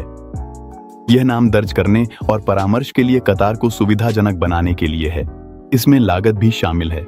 यूकियान ने समझाया, सामान्य शुल्क 5 वेन है, आपातकालीन शुल्क 50 वेन है। सूदी का दिल थोड़ा सा धड़क उठा। डामिंग की क्लिनिकों में परामर्श शुल्क कम से कम कई चांदी के सिक्के होते हैं और कियोंगजो में यह इतना सस्ता है। जब वह सोच ही रहा था, उसने अस्पताल में मेडिकल छात्रों को जल्दी जल्दी चलते हुए देखा। फिर यूकियान ने कहा, लगता है उस व्यक्ति की चोट बहुत गंभीर है। अगर हमें विशेषज्ञ से परामर्श चाहिए तो हमें इंतजार करना होगा। एक मजदूर को अस्पताल इतनी अहमियत दे रहा है। झू गांवशू खुद को पूछने से रोक नहीं सके, ग्रेट मिंग में आम लोगों की जान उतनी कीमती नहीं मानी जाती जितनी कुलीनों की। ऐसा दृश्य वाकई असामान्य है। यूकियान मुस्कुराए। कियोंगसान में हम लोगों को प्राथमिकता देने के सिद्धांत पर काम करते हैं। कियोंग के राजा अक्सर कहते हैं, ना खुद को ज्यादा समझो, ना दूसरों को कम समझो। उन्होंने यहां तक कहा, जो बात तुम अपने लिए नहीं चाहते वह दूसरों के साथ मत करो, और यह मांग की कि ऊपर से नीचे तक सभी को समान रूप से व्यवहार किया जाए। वह खुद उदाहरण पेश करते हैं, कर चुकाते हैं और कानून का पालन करते हैं, और उनके अधीनस्थ स्वाभाविक रूप से उनका अनुसरण करते हैं। अस्पताल में अमीर गरीब का कोई भेद नहीं है। जान बचाना सबसे पहले है, बाकी सब बाद में आता है। इन बातों ने सभी को हैरान कर दिया। जूदी यह सिद्धांत कैसे नहीं जान सकते कि लोगों को प्राथमिकता देनी चाहिए, लेकिन महान मिंग के विद्वान कर नहीं देते और किसी को भी जनता के जीवन मरण की परवाह नहीं है। कियोंगसान की तरह यहां कैसे किया जा सकता है? उसने अस्पताल में व्यस्त लोगों को देखा और महसूस किया कि उसके चौथे बेटे ने जो किया है वह उसकी एक दयालु सरकार की समझ से कहीं आगे है। यहाँ निर्माण कार्य और जनता के साथ अच्छा व्यवहार दोनों एक साथ संभव हैं। आपातकालीन प्रतीक्षालय में बैठे हुए जूदी ने एक बार फिर आह भरी। चौथा बेटा बिल्कुल साधारण नहीं है। यांगरोंग ने तुरंत सिर हिलाकर सहमति जताई। कियोंग का राजा एक बुद्धिमान सम्राट है। उनकी राय में भले ही उसने अपने मन से अधिकारियों की नियुक्ति करना, नई स्कूलें खोलना, चोंगसम और रेशमी मोजे बनवाना जैसी निषिद्ध कार्रवाइयां की हैं, लेकिन ये सब परिस्थितियों के अनुसार तत्काल लिए गए फैसले हैं। इसके विपरीत असली कुंजी है लोगों के केंद्रित दयालु शासन, खुद कर चुकाकर और कानून का पालन कर उदाहरण प्रस्तुत करना, और साथ ही सभी के साथ समान व्यवहार करना। ऐसी कार्रवाइयां सभी छोटी मोटी विवादों को समाप्त करने के लिए पर्याप्त हैं। जूदी ने मजाक में कहा, पहले तुम कहते थे कि तुम्हें पूरी स्थिति का पता नहीं है, और अब इतनी जल्दी अपनी राय बदल ली। यांग रोंग ने झुककर अभिवादन किया। प्राचीन लोग कहते थे, एक धब्बा देखकर पूरे तेंदुए को जान लो। सिर्फ इस अस्पताल यात्रा को देखकर ही क्यों के राजा के चरित्र को जाना जा सकता है। झू दी ने झू गांव शू और झू झांझी की ओर रुख किया और देखा कि झू गांव शू की नजरें भटकी हुई थीं। वह गुजरती हुई नर्सों की टांगों को घूर रहा था। वे सफेद रेशमी मोजे पहने हुए थीं, जो सड़क पर पहने जाने वाले काले मोजों की तुलना में कुछ अधिक आकर्षक लग रहे थे। हरामी! झू दी गुस्से में आ गया और उसने झू गांव शू को एक थप्पड़ जड़ दिया। थप्पड़ की तेज आवाज ने इंतजार कक्ष को तुरंत शांत कर दिया। झू गांव शू ने हैरानी में अपना हाथ अपने चेहरे पर रख लिया। पिता, आप मुझे क्यों मार रहे हैं? तुम किस अश्लीलता को देख रहे थे? झू दी चिल्लाया। क्या वह सिर्फ रेशमी मोजे ही नहीं देख रहा था? झू गांव शू अभी भी खुद को सही ठहराना चाहता था। अचानक एक हल्की चीख सुनाई दी। सुनिए साहब, आप एक घायल व्यक्ति को क्यों मार रहे हैं? सभी ने मुड़कर देखा कि यू चेन एक सफेद कोट पहने एक युवती के साथ आ रहा है। युवती ने भौहें सिकोड़ लीं। चाहे कोई कितना भी बदकिस्मत क्यों ना हो, लोगों को मारना सही नहीं है, और अगर चोट और बढ़ गई तो। यह कहने के बाद वह झू गांव शू की ओर मुड़ी। आप ही घायल हैं, है ना? मेरे साथ आइए। झू गांव शू मन ही मन खुश हुआ और जल्दी से युवती के पीछे चल पड़ा। झू दी के पास से गुजरते हुए उसने आत्मसंतुष्ट भाव से मुस्कुराया, जिससे झू दी क्रोधित हो गया। वह स्वर्ग का भव्य पुत्र सबके सामने एक युवती द्वारा डांटा गया, लेकिन वह उसका विरोध भी नहीं कर सकता था। वह केवल हो शियान को कठोरता से देख सकता था, उसे इशारा करते हुए कि वह हस्तक्षेप करे, लेकिन हो शियान बहुत आहत महसूस कर रहा था।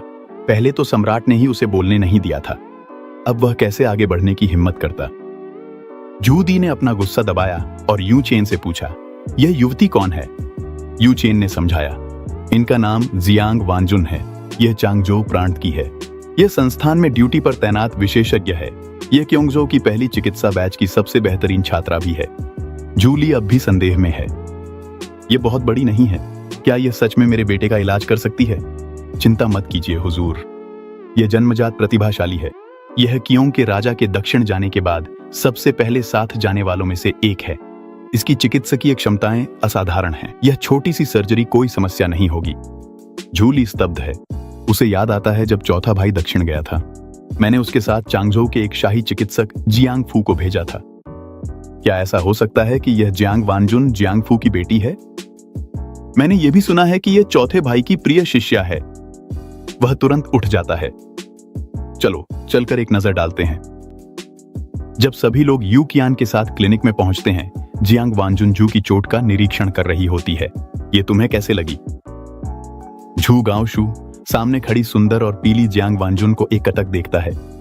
उसका दिल बेचैन हो उठता है और वह धीमे से कहता है, मैं एक चट्टान से टकरा गया था। जियांग वांजुन मुड़ती है और सफेद रंग की एक बोतल उठाती है। पहले घाव को साफ करना होगा, फिर मैं तुम्हें एनेस्थीसिया दूंगी और कुछ टांके लगाऊंगी। झू झांझी जिज्ञासा से पूछता है, यह क्या है? यू कियान समझाता है, यह अल्कोहल है। यह उच्च श्रेणी की शराब है, 75%। दुनिया में ऐसी बैक्टीरिया हैं जो नंगी आंखों से दिखाई नहीं देती। अगर वे शरीर में चली जाए तो सूजन पैदा कर देंगी। अल्कोहल उन्हें मार सकता है, जिससे घाव में संक्रमण नहीं होगा। जूली की आंखों में चमक आ जाती है। युद्ध के मैदान में अधिकांश सैनिक घावों में संक्रमण के कारण मरते हैं। अगर अल्कोहल से कीटाणु शोधन किया जा सके तो हताहतों की संख्या कम की जा सकती है। लेकिन यू कियान आगे कहता है, प्रभावी होने के लिए इसे 60% सांद्रता तक आसवित करना चाहिए। फिलहाल केवल क्योंगजो ही इसे बना सकता है। जूली में जो उम्मीद अभी अभी जगी थी वह फीकी पड़ जाती है। उसे लगता है कि क्योंगजो की अच्छी चीजें महान मिंग तो उनका अनुकरण शुरू भी नहीं कर सकता। अचानक क्लिनिक से झू गांव शू की दर्द भरी चीखें सुनाई देती हैं। सभी लोग देखते हैं। जियांग वांजुन भौहें चढ़ाए हुए एक कॉटन स्वैब पकड़े हुए हैं। इतने बड़े होकर भी क्यों चिल्ला रहे हो? ये इतना दर्द क्यों करता है? झू गांवचू अपना सिर पकड़कर चिल्लाता है, यह हाइड्रोजन पेरोक्साइड है। यह भी कीटाणु शोधन के लिए काम आता है। जियांग वांजुन बोतल को हिलाती है। कियोंग के राजा ने 17 साल की उम्र में दवा का स्वाद चखा था। इतनी बड़ी चोट के बावजूद उसने एक बार भी शिकायत नहीं की थी। क्या तुम्हें शर्म नहीं आती? झू गांवचू उकसाए जाने पर दांत भींच लेता है। आगे बढ़ो, करो। लेकिन अगले ही पल दर्द की चीखें फिर से गूंज उठती हैं। घाव साफ करने के बाद जियांग वानयुन एक नोट लिखती है और यू कियान से एनेस्थीसिया, सुई और धागा लाने के लिए कहती है। ज्यादा देर नहीं होती, यू कियान दवा लेकर लौट आता है।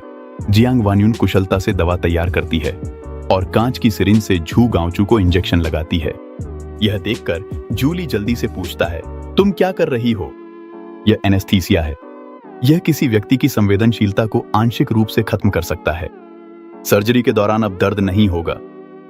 जैसे ही यू कियान बोलना खत्म करता है, झांग फू, जो अब तक चुप था, हैरानी से बोल उठता है, एनेस्थीसिया के बाद सच में दर्द नहीं होता? जूली भी तुरंत घबरा जाता है। डिसइंफेक्शन केवल घावों के इलाज को बेहतर बनाता है, लेकिन अगर एनेस्थीसिया सच में दर्द को कम कर सकता है तो यह युद्ध क्षेत्र में चिकित्सा देखभाल को बदल सकता है। यह सैन्य सर्जरी के लिए एक शक्तिशाली हथियार है। एनेस्थीसिया ऐसा नहीं है कि यह दर्द को पूरी तरह खत्म कर दे, फिर भी किसी न किसी हद तक कुछ महसूस होगा। यू कियान झांग फू को समझाता है और जोड़ता है, एनेस्थीसिया को सामान्य और स्थानीय में बांटा जाता है। स्थानीय एनेस्थीसिया केवल घाव के क्षेत्र को सुन्न करता है। सामान्य एनेस्थीसिया व्यक्ति को बेहोश कर देता है और वह हिलडुल नहीं सकता, जैसे वह नशे में हो। इसलिए इसे युद्ध क्षेत्र में इस्तेमाल नहीं किया जा सकता। झांग फू तुरंत निराश हो जाता है। जूली की आंखों की चमक भी थोड़ी मंद पड़ जाती है। दोनों सैनिकों के दर्द से डर को दूर करने के लिए एनेस्थीसिया का इस्तेमाल करना चाहते थे, लेकिन इसके दुष्प्रभावों ने उस विचार को खत्म कर दिया है। लेकिन जूली जल्दी ही अपना मन बदल लेता है। सर्जरी के बाद दर्द को कम कर पाना अपने आप में एक बहुत बड़ा लाभ है। घायलों का इलाज युद्ध का एक महत्वपूर्ण कड़ी है। यह हुआ तो के माफई सान की तरह है। झांग रोंग अपनी दाढ़ी सहलाते हुए कहते हैं, ऐतिहासिक अभिलेखों में लिखा है कि वह पेट खोलकर आंतों को धो सकते थे। पहले इसे केवल एक किस्से के रूप में माना जाता था। अब क्योंगजो की चिकित्सकीय क्षमताएं देखकर लगता है कि यह परंपरा वहीं से आई है। यू कियान ने उत्तर दिया, श्रीमान सही कह रहे हैं। हुआ तुओ क्योंगजो चिकित्सा के संस्थापक हैं। ये सभी सर्जरी क्योंग के राजा द्वारा फिर से विकसित की गई थीं। तभी जूदी ने राहत की सांस ली। अगर चिकित्सकीय कौशल किसी दिव्य चिकित्सक की विरासत से आया है तो यह पिछले जन्म की बुद्धि की तुलना में कहीं अधिक विश्वसनीय है। इस समय जियांग वानयुन ने झू गांवचू को एक पतली चादर से ढक दिया और घाव की टांकें लगाने लगी। जूदी ने अपने दूसरे बेटे से पूछा, क्या तुम्हें दर्द हो रहा है? झू गांवचू ने भारी आवाज में जवाब दिया, पिता, दर्द नहीं हो रहा, बस सिर में झुनझुनी सी महसूस हो रही है। यह उस तेज दर्द जैसा नहीं है जैसा हाइड्रोजन पेरोक्साइड से होता है। जूदी ने राहत महसूस की। वह सबको लेकर हॉल में इंतजार करने चले गए और देखा कि कमरे से नर्सें लगातार गहरे लाल रंग का पानी से भरे तसले बाहर निकाल रही थीं। वह वही मजदूर था जिसे लोहे की छड़ ने छेद दिया था, जिसका अभी भी इलाज चल रहा था। ऐसी चोट के बावजूद भी उसे बचाया जा रहा है। क्योंजो की चिकित्सा सचमुच असाधारण है। जूदी ने कहा, महान मिंग में ऐसी चोट को बहुत पहले छोड़ दिया गया होता। वह मुड़े और यू कियान से पूछने लगे, मिस जियांग, आपके जैसे डॉक्टर क्योंगजो में कितने हैं? उन्हें कितने साल पढ़ाई करनी पड़ती है? यू कियान ने जवाब दिया, चिकित्सा के छात्रों को 4 साल पढ़ाई करनी होती है और 1 साल की प्रैक्टिस करनी होती है। अब तक 1200 से अधिक लोग स्नातक हो चुके हैं। चिकित्सा अकादमी में 5400 लोग पढ़ाई कर रहे हैं। हर साल 1000 से अधिक लोग स्नातक हो सकते हैं। जूदी हैरान रह गए। महान मिंग की शाही चिकित्सा अकादमी के छात्रों को स्नातक होने में कम से कम 10 साल लगते हैं। क्योंगजो में 5 साल में ही वे ऐसे डॉक्टर तैयार कर सकते हैं जो स्वतंत्र रूप से ऑपरेशन कर सकें। अगर हम इसी पैमाने पर चलें तो 1200 लोग 1,20,000 की सेना की चिकित्सा देखभाल सुनिश्चित कर सकते हैं। घायलों की दर 1/3 तक कम की जा सकती है। उन्हें उन सैनिकों की याद आई जो उत्तर की अभियान में मारे गए थे और वे बुदबुदाए, जब मैं लौटूंगा तो मुझे भी एक चिकित्सा अकादमी स्थापित करनी चाहिए, लेकिन अच्छी तरह सोचने पर मैं अब बूढ़ा हो गया हूं। यहां तक कि अगर मैं अब से कोशिश भी करूं तो भी मैं महान मिंग को कितनी दूर तक ले जा सकता हूं। उसके दिल में अनायास ही एक उदासी उमड़ आई। क्लिनिक में चू गांवशू का चेहरा ढक दिया गया था। उसे बस इतना महसूस हुआ कि उसकी पेशानी पर रखी छोटी सी हथेली बहुत कोमल थी और उसका दिल खुशी से भर गया। न कोई दर्द था और न ही वह एक महिला डॉक्टर द्वारा इलाज करवाते हुए परेशान था। उसके मन में यह विचार आया कि जब वह अपने जागीर पर पहुंचेगा तो वहां भी केवल महिला डॉक्टरों वाला एक अस्पताल बनवाएगा। वह अपने विचारों में खोया हुआ था। तभी उसने बातचीत शुरू करने के लिए मुंह खोला। मैंने अब तक मिस का नाम नहीं पूछा है। यान वांगजुन हंस पड़ी। सर, आप अभी अभी क्योंगजो आए हैं, है ना? आप अभी भी पुरानी परंपराओं के अनुसार बात करते हैं। मेरा नाम जियांग गुआंगजुन है। चू गांशु अपने ज्ञान का प्रदर्शन करना चाहता था, लेकिन वह अटक गया। यह देखकर यान वांगजुन मुस्कुराते हुए बोली, गुआंग का अर्थ सुंदर होता है, जुन का अर्थ बांस होता है। क्या यही अर्थ है? चू गांशु ने जल्दी से जवाब दिया, जी हाँ, यही है। फिर उसने मौका देखकर पूछा, मिस, क्या आप शादीशुदा हैं? जैसे ही उसने यह कहा, यान वांगजुन की आवाज ठंडी हो गई। आप यह क्यों पूछ रहे हैं? चू गांशु ने समझाया, बस यह कि आप जैसी कोई युवती ग्रेट मिंग में अब तक शादी कर चुकी होती। यान वांगजुन ने टांके लगाते हुए कहा, क्योंगजो में यह महत्वपूर्ण नहीं है। महत्वपूर्ण है विवाह की स्वतंत्रता। जबरन विवाह की अनुमति नहीं है। अगर दोनों पक्ष एक दूसरे से प्रेम करते हैं तो वे पंजीकरण करा सकते हैं। अगर माता पिता विरोध करें तो पुलिस को बुलाया जा सकता है, और यहाँ तक कि उन्हें क्योंगजो से निष्कासित भी किया जा सकता है। महिलाएं भी काम कर सकती हैं और पैसे कमा सकती हैं। यहाँ तक कि अगर वे शादी न करें तो भी वे रिटायर हो सकती हैं। उन्हें दूसरों के नियंत्रण में रहने की जरूरत नहीं है। चू गांशु बेहद हैरान था और उसने बिना शादी के उम्र सीमा के बारे में पूछा। यान वांगजुन ने जवाब दिया, पुरुष 30 साल की उम्र में और महिलाएं 28 साल की उम्र में ब्लाइंड डेट पर जाती हैं। अगर ब्लाइंड डेट सफल नहीं होती तो वे सिंगल रह सकते हैं। अगर वे 20 साल तक बीमा का भुगतान करते हैं तो वे रिटायर हो सकते हैं। बातचीत के दौरान ही सर्जरी खत्म हो गई और यान वांगजुन ने देखभाल के निर्देश देना पूरा कर दिया। चू गांशु अभी भी हार मानने को तैयार नहीं था। मिस, अगर आप शादीशुदा नहीं हैं तो क्या इसका मतलब है कि आपके दिल में कोई नहीं है? यान वांगजुन ने बेरुखी से कहा। शिन चीजी ने कहा, मैं हरी भरी पहाड़ियों को देखता हूं, कितनी मनमोहक हैं ये। क्योंकि प्रेम में असफल कहानियों से भरा हुआ है, ऐसी बातें पूछना बेकार है। चू गांशु का दिल आधा ठंडा पड़ गया। वह स्तब्ध और उलझन में बाहर निकल गया। चूदी ने उसे जाने के लिए कहा। उसने यू चेन को एक सुनसान कोने में घसीट लिया। उसने जल्दी से पूछा, श्रीमान यू चेन, मिस जियांग किसके लिए भावनाएं रखती हैं? यू चेन ने कड़वाहट से मुस्कुराते हुए कहा, मैं आपसे छुपाने की हिम्मत नहीं करता। मुझे भी नहीं पता, लेकिन क्योंगचाओ में एक कहावत है, क्योंगचाओ की युवतियां अक्सर प्यार में पड़ जाती हैं और हर 10 में से 8 या 9 क्योंग के राजकुमार से प्रेम करती हैं। चू गांशु वहीं स्तब्ध रह गया। उसने यह वाक्य बुदबुदाया। उसने कभी सोचा भी नहीं था। यान वांगजुन के दिल में जो व्यक्ति था वह उसका अपना चौथा भाई था। सभी अस्पताल से बाहर निकल आए। संध्या ढल रही थी। यू चेन मुस्कुराया और बोला, पहले मैं आपको खाने की गली में ले जाऊंगा, वहां रात का खाना खाएंगे। रात के खाने के बाद मैं आपको गेस्ट हाउस में आराम करने के लिए ले जाऊंगा। रथ में चू गांशु ने अचानक पूछा, क्योंग की राजकुमारी हु गुआंग की बेटी है ना? मैंने सुना है कि क्योंगचाओ की युवतियां अक्सर क्योंग के राजकुमार पर मोहित रहती हैं। मुझे आश्चर्य है कि क्या मेरे चौथे भाई ने इन वर्षों में कोई उपपत्नी रखी है। मिंग शाही परिवार में केवल 25 वर्ष की उम्र में, और यदि संतान न हो तभी उपपत्नी रखी जा सकती है। तुम्हारी उम्र तो केवल 24 है, उपपत्नी रखना तो निषेध का उल्लंघन है। जैसे ही यू चेन ने यह सुना, वह उसकी मंशा समझ गया। उसने मुस्कुराते हुए जवाब दिया, क्योंग के राजकुमार सबसे वफादार व्यक्ति हैं। शादी के बाद से उनके केवल एक बेटा और एक बेटी ही राजकुमारी से हुए हैं। वे दोनों 7 से ज्यादा अलग रहे हैं और उन्होंने कभी कोई उपपत्नी नहीं रखी। पति पत्नी के बीच का स्नेह बहुत गहरा है। यह सुनकर चूदी संतुष्ट होकर सिर हिलाया। उसे अपने 5 साल के पोते चू जानमू की याद आ गई। उसकी आवाज चिंता से भरी हुई थी। चू जानयी, जो उसके बगल में था, यह सुनकर खुश नहीं लग रहा था। जैसे ही वह विषय बदलने वाला था, उसे एक अजीब सी खुशबू आई। दादाजी, कितनी अच्छी खुशबू आ रही है, चू जानयी ने सूंघते हुए कहा। चूदी और चू गांशु भी होश में आ गए। उन्होंने एक के बाद एक उस खुशबू के स्रोत के बारे में पूछा।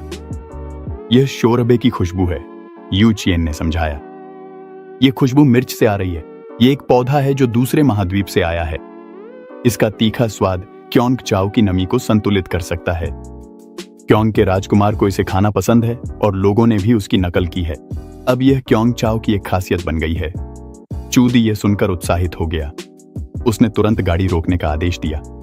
चलो नीचे उतरकर इसे चखते हैं। सभी लोग स्टू रेस्टोरेंट के एक निजी कक्ष में गए। यू चेन ने उन्हें मेन्यू दिया। जैसे ही चूदी ने उसे देखा, उसका चेहरा सख्त हो गया। मेन्यू में बीफ क्यों है? ये शब्द सुनकर सभी चौंक गए। मिंग राजवंश में हल चलाने वाला भैंसा एक रणनीतिक संसाधन है। बिना अनुमति के उन्हें मारना एक गंभीर अपराध है। चूदी ने हमेशा कृषि को बहुत महत्व दिया है। निस्संदेह यह बात उसकी संवेदनशीलता को छू गई थी। इसी मौके का फायदा उठाकर चू गांवशू ने समस्या खड़ी करने की कोशिश की। हमारे राजवंश के शाही रसोई घर में भी बीफ नहीं है, और क्यों के राजकुमार को इसे सबसे पहले खाने की हिम्मत कैसे हुई? यूचियन ने शांतिपूर्वक समझाया, हुजूर, आपने गलत समझा है। यह बैल का मांस नहीं है, बल्कि दुग्ध देने वाली गाय का मांस है। ये डच डेयरी गायें हैं, जिन्हें 6 साल पहले पुर्तगाल से आयात किया गया था। ये खास तौर पर दूध देने के लिए होती है। ये खेत नहीं जोत सकती। दूध देने की उनकी क्षमता कम होने के बाद उन्हें मारना अपव्यय नहीं माना जाता।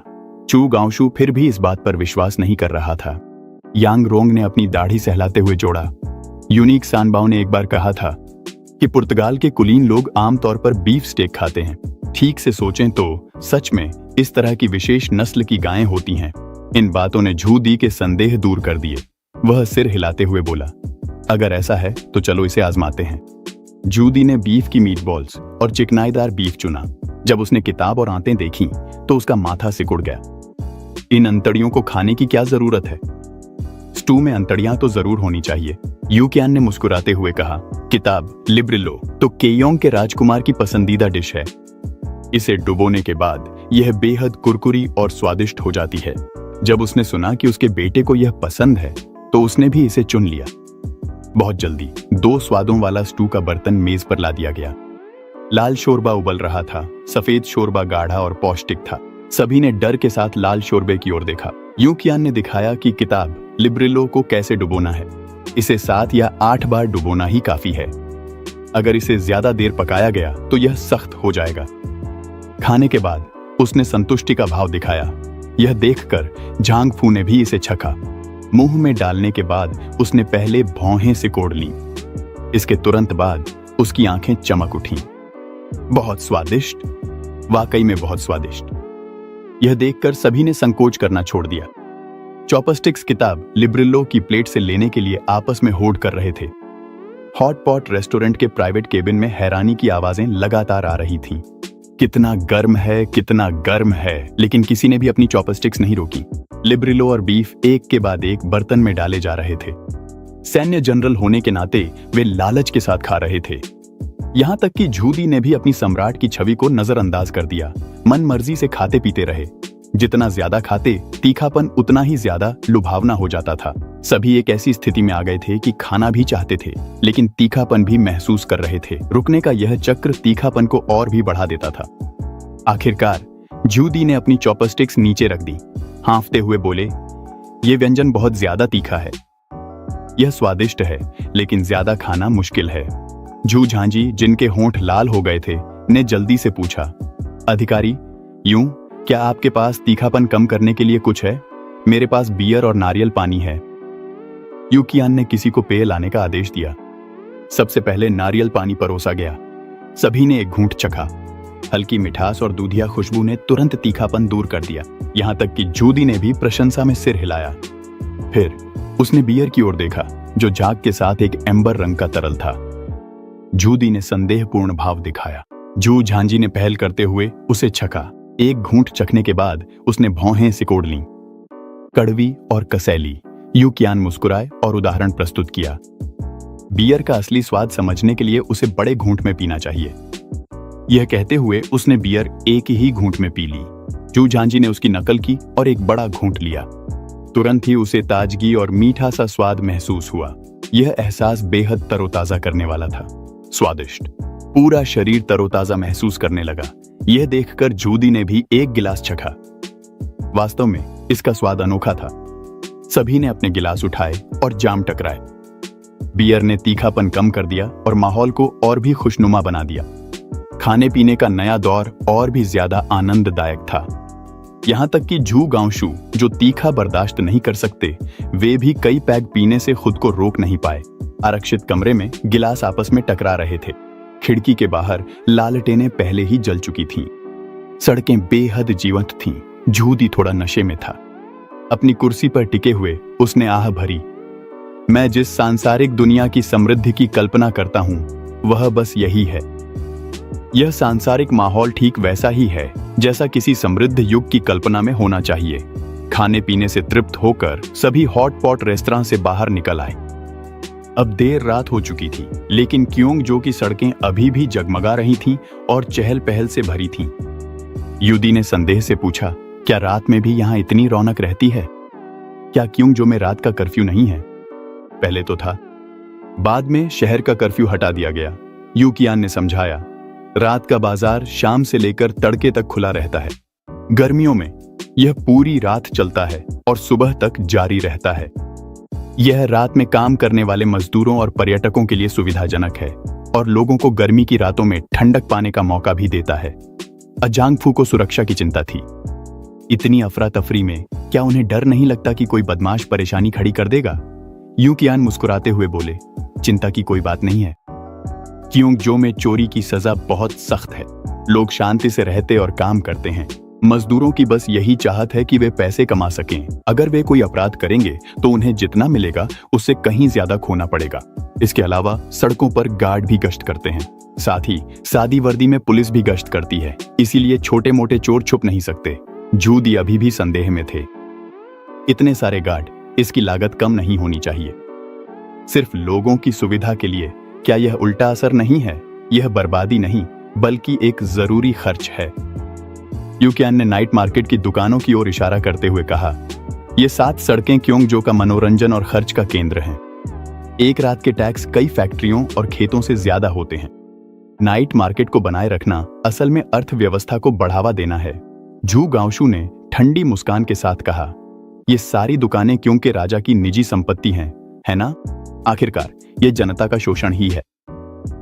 गलत। यू कियान ने विरोध किया, क्योंकि राजकुमार को दुकानों की सकल आय का 40% टैक्स के रूप में देना होगा, जिसे अधिकारियों के वेतन के लिए इस्तेमाल किया जाएगा। बाकी बचा 60% सार्वजनिक कार्यों, ट्रेनों, फैक्ट्रियों, अस्पतालों में निवेश किया जाएगा। सब कुछ वहीं से आएगा। पैसा घूमेगा, लोगों की जिंदगी बेहतर होगी और देश को फायदा पहुंचेगा। यह बिल्कुल भी शोषण नहीं है। इन शब्दों ने सभी को निरुत्तर कर दिया। क्योंगचाओ की आर्थिक तर्क शक्ति, भले ही यह महान मिंग के पारंपरिक विचारों के विपरीत हो, एक अलग व्यवस्था बनाती है जिसे खारिज नहीं किया जा सकता। ज्यादा देर नहीं हुई थी कि सभी लोग 5 मंजिला गेस्ट हाउस पहुंच गए। यू कियान ने विदा लेते हुए कहा, यहां आराम कीजिए सज्जनों, कल आपको किसी भी व्यवस्था की सूचना दी जाएगी। मैं बाद में आपकी सेवा के लिए लौटूंगा। यह कहकर उन्होंने झुककर अभिवादन किया और चले गए। जूदी गेस्ट हाउस की खिड़की के सामने खड़े होकर क्योंगचाओ के घरों की हजारों रोशनियों को निहार रहे थे। उनके दिल में भावनाओं का बवंडर उठ रहा था। आज आपके प्रति उनकी प्रारंभिक उपेक्षा पूरी तरह से चौंक और क्योंगचाओ के मॉडल पर गहरी सोच में बदल गई थी। सीमा शुल्क, रेलवे स्टेशन, अस्पतालों से लेकर स्टील मिलों और नाइट मार्केट तक क्योंगचाओ का हर स्थान उनकी महान मिंग के प्रति धारणा को तोड़ रहा था। जो बात उन्हें सबसे ज्यादा घुटन महसूस करा रही थी वह यह थी कि आपने जो आर्थिक विकास और शासन की नीतियां लागू की थीं, वे एक ऐसा रास्ता खोल रही थीं जिस पर पहले कभी कोई नहीं चला था। इसके मुकाबले महान मिंग, जिसे उन्होंने बनाने में कड़ी मेहनत की थी, चाहे उसने पिछली राजवंशों से सीखा हो, शासन में सुधार किया हो, सेना को मजबूत किया हो, सीमाओं का विस्तार किया हो, शास्त्रों की पुनर्समीक्षा की हो और अपनी शक्ति का प्रदर्शन किया हो, फिर भी वह घोड़ों से खींची जाने वाली गाड़ियों के युग में ही थी और तांग व सोंग राजवंशों से उसमें कोई बुनियादी अंतर नहीं था। उसे निराशा के साथ एहसास हुआ कि महान मिंग के बुद्धिमान लोग 8 भागों के निबंधों में ही डूबे हुए हैं। कोई भी भाप इंजन, इस्पात उत्पादन, चिकित्सा सुधार जैसी उन चीजों का अध्ययन नहीं कर रहा था जो वास्तव में देश को मजबूत बना सकती थीं। अगर कोई और देश पहले क्योंगचाओ के रास्ते पर चलता तो महान मिंग पर तत्काल खतरा मंडरा जाता। सौभाग्य से यह सुधार उसके बेटे से आया था, महान मिंग की धरती से आया था।